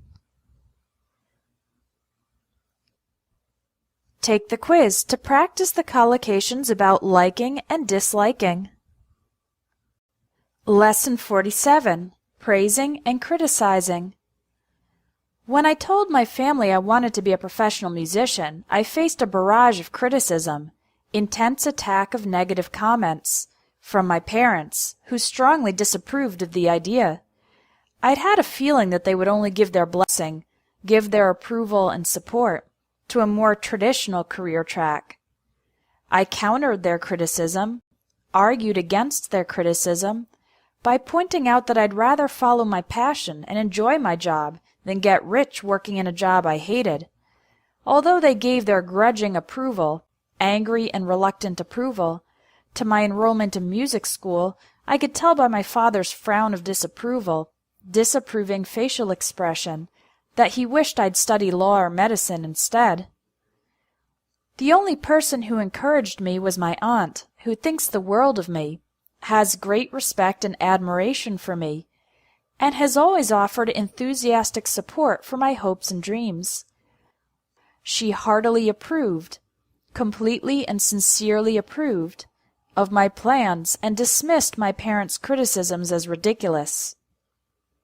My parents finally came around when I gave my first concert in Carnegie Hall to a standing ovation, when the audience stands up and claps for an extended period of time. The critics had given my show rave reviews, extremely positive evaluations, describing it as an outstanding performance, an excellent, superior performance. After seeing me on stage, my parents congratulated me warmly, congratulated me with love, and apologized for the scathing criticisms, very strong and hurtful criticisms, they had made in the past. Later, I heard them speaking highly of, saying good things about, my music to some of their friends. I had finally won their approval. Listen to and repeat the collocations about praising and criticizing to practice your pronunciation. A barrage of criticism. Strongly disapproved. Give their blessing.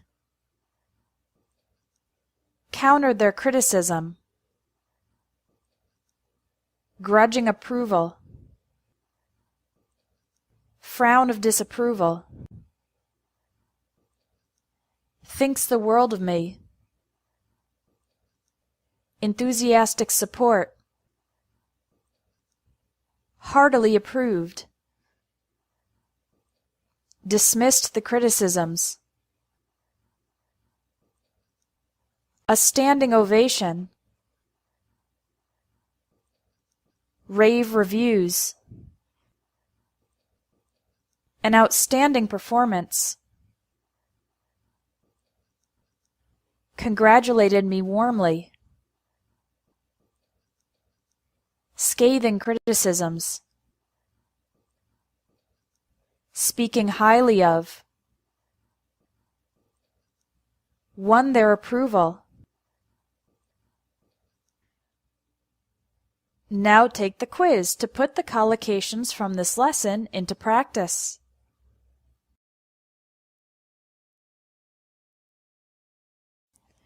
Lesson 48. Metaphor. A number of words in English are used metaphorically, with the meaning that is not exactly the same as their literal meaning.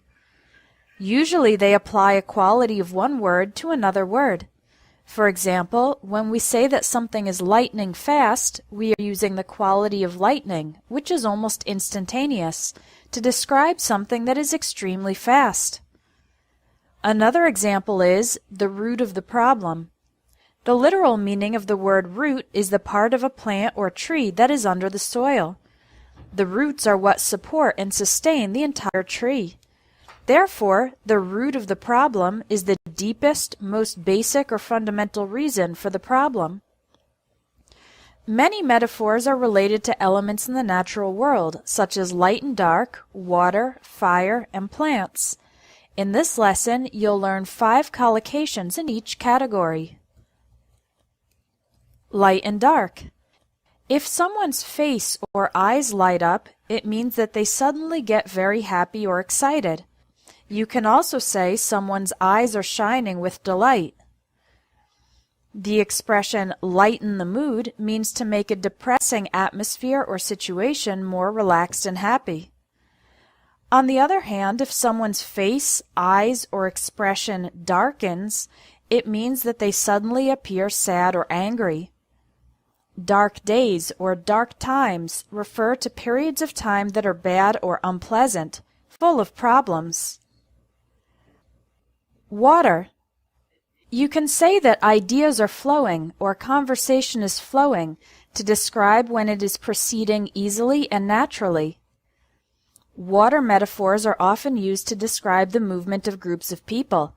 You can say that people poured or streamed into the stadium to describe continuous movement of large groups of people, or that people trickled into the church when only a few people come occasionally.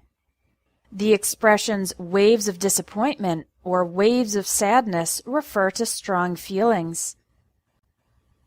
Fire. A heated discussion or heated debate is one that is very intense, often with negative emotions like anger. If someone has a fiery temper, it means that when they get angry, they get very angry and could possibly explode. There's also the expression tempers flared to describe a situation when people began to get angry. The verbs kindle and spark describe the act of starting fires. Kindle is usually used for starting positive things. Something can kindle interest, enthusiasm, or hope. And spark is usually used for starting negative things. Something can spark outrage or spark controversy. Plants. It's difficult for a plant to grow in soil that has a lot of rocks. So if something gets off to a rocky start, it means that it encountered many problems in the beginning. Thorns are the small, sharp growths that appear on some plants, such as roses. The expression a thorny issue describes a matter that is difficult, complicated, and possibly dangerous. The word blossom is used to describe when a flower appears and opens, revealing all its beauty. So if a romance or friendship is blossoming, then it is developing in a beautiful way. If your efforts begin to produce the desired results, we can say that your efforts are bearing fruit. A seed represents something very small that can grow into something big. So if some event plants seeds of hope or plants seeds of jealousy, it means it produces a small feeling that can grow into a stronger emotion over time. Now listen and repeat to practice your pronunciation of the metaphors in this lesson. Lightning fast. The root of the problem. Eyes light up. Eyes are shining with delight. Lighten the mood. Face, eyes, or expression darkens. Dark days. Dark times. Ideas are flowing. Conversation is flowing. People poured or streamed. People trickled. Waves of disappointment. Waves of sadness. A heated discussion or debate. A fiery temper. Tempers flared. Kindle interest, enthusiasm, or hope. Spark Spark outrage or controversy. Gets off to a rocky start. A thorny issue. A romance or friendship is blossoming. Efforts are bearing fruit. Plant seeds of hope or seeds of jealousy. Now take the quiz to practice the metaphor collocations. Lesson 49. Confusing words. We've already looked at a few pairs of confusing words like end and finish, big and large, or fast and quick.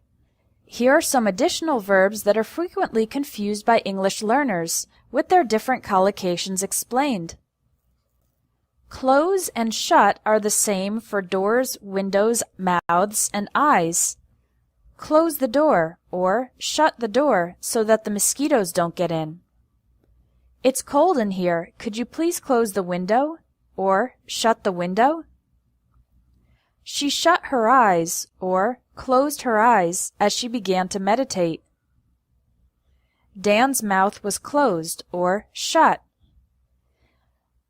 Note, the word shut can be used with the word that implies the action was noisy. She slammed the door shut. The wind made the gate bang shut. The phrase shut your mouth is a rude way to tell somebody to stop talking. Close, not shut, is used for shops, banks, etc., as well as for airports and roads that are not open or available at a particular time. What time does the bank close? The roads are closed due to construction. The shop is closing in 30 minutes. We use expressions with close to refer to the end of an event or process. Let's bring this meeting to a close. It appears that the economic crisis is drawing to a close, or coming to a close. Messi scored a goal in the closing moments of the game. Gain, win, and earn. The word win means to be number one in a competition, or to receive an award. My soccer team won the game 3-1. I want to win the lottery. John won a prize in the science competition. You can win a game, win a race, win a competition, or win the lottery. You can also win a medal, like in the Olympics, a prize, or an award. In conflicts, you can win an argument, win a battle, or win the war. The word earn means to get something in exchange for your work or effort. Sarah is a famous lawyer. She earns a lot of money. I'm not rich, but I earn a decent salary. My bank account earns 2% interest per month. The salesman earns a 10% commission on every sale he makes. The word gain means to receive or obtain, or to increase. It may or may not be the result of work or effort. I've gained weight since I stopped exercising. Jack's car gained speed as he drove down the mountain. This training has helped me gain insight into modern educational methods. In my last job, I gained a lot of experience. He has gained a reputation for complete honesty in his business dealings. Save and keep. Save is used for conserving something. You can save energy, save time, or save space. It can also be used for rescuing, as in the expression save someone's life. The expression save money has two meanings. To conserve money by paying less. For example, coupons help me save money at the supermarket. It also means to keep money for a long time. For example, I'm saving money for my vacation in December. In this second case, we often say saving up money. The word keep means to maintain something in your possession. For example, if someone gives you a jacket and you try to return it, but the other person tells you to keep it. There are various other expressions using keep in the sense of maintaining or continuing. Keep trying means continue trying. Keep an eye on or keep track of means continue to observe or monitor a situation. Keep in mind means continue being aware of something. Keep in touch means to maintain contact with the person. To keep something clean or safe, or keep someone happy or quiet, means to maintain the object or person in that state. To keep a promise is to do the action that you promised to do. And to keep a secret means to maintain a secret hidden, not tell it to anybody. Spend and pay. You spend money and time. I spent $100 on tickets to the baseball game. We spent 3 hours waiting in line to buy the tickets. You can also spend a period of time, like the morning, afternoon, night, weekend, week, etc. I spent the weekend making repairs to the house. The students spent the afternoon volunteering at the animal shelter. You pay the request, bill, or demand for the money. Pay rent, pay a fine, pay your bills, and pay your taxes. It's also possible to use pay with quantities of money, but we use a different preposition. I spent $100 on the tickets. I paid $100 for the tickets. Now take the quiz and see how well you understand the differences between these confusing verbs.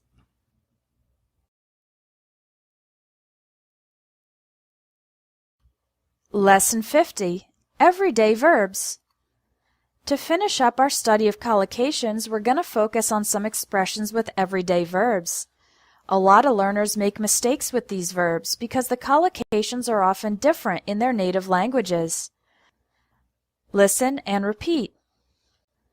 Have a baby. Have children. Have a good time. Have a blast. Have fun. Have breakfast, lunch, dinner, or a snack. Have an opportunity. Have an advantage.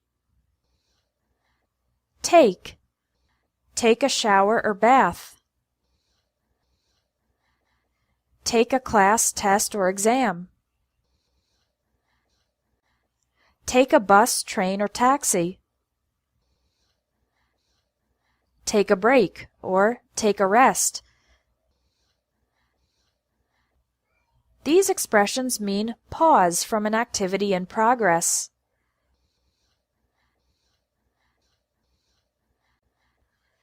Take advantage of. Take care of. Take action. Pay. In the previous lesson, you learned collocations with pay involving money. Here are some collocations with pay that have nothing to do with money. Pay attention means to give attention or observe. Pay tribute means to give honor or recognition.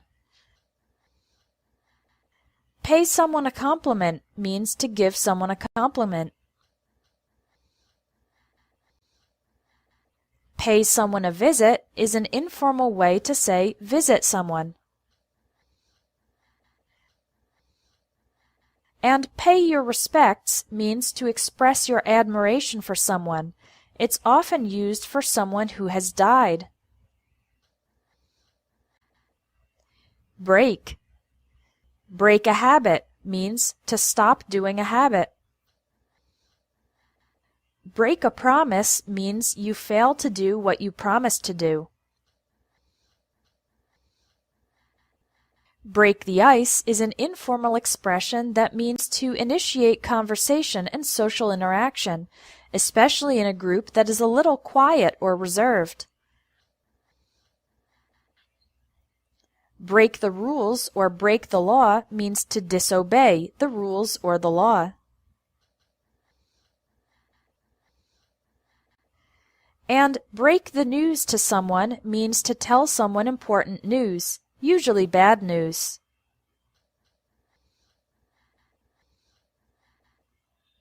Catch. Catch a cold or catch the flu is when you get sick due to a bacteria or virus transmitted from another person. When something begins to burn, it catches fire.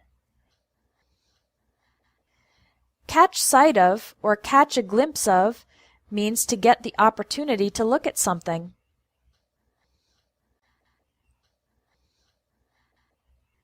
Catch someone's eye means to make eye contact with someone. And catch the bus, train, or subway is an informal way to say that you went on the bus, train, or subway.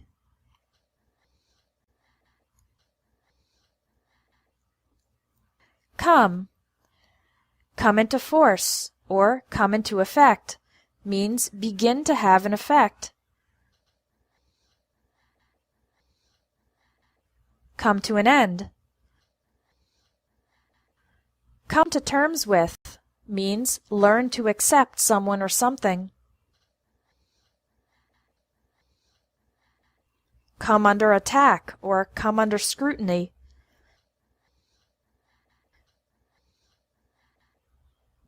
Come close means to approximate someone or something in a specific quality. Get. As you learned in Lesson 36 about changes, get can be used in the sense of become. Get married. Get divorced. Get drunk. Get pregnant. Get angry. Get scared. Get excited. Get tired. Now take the quiz on collocations with everyday verbs.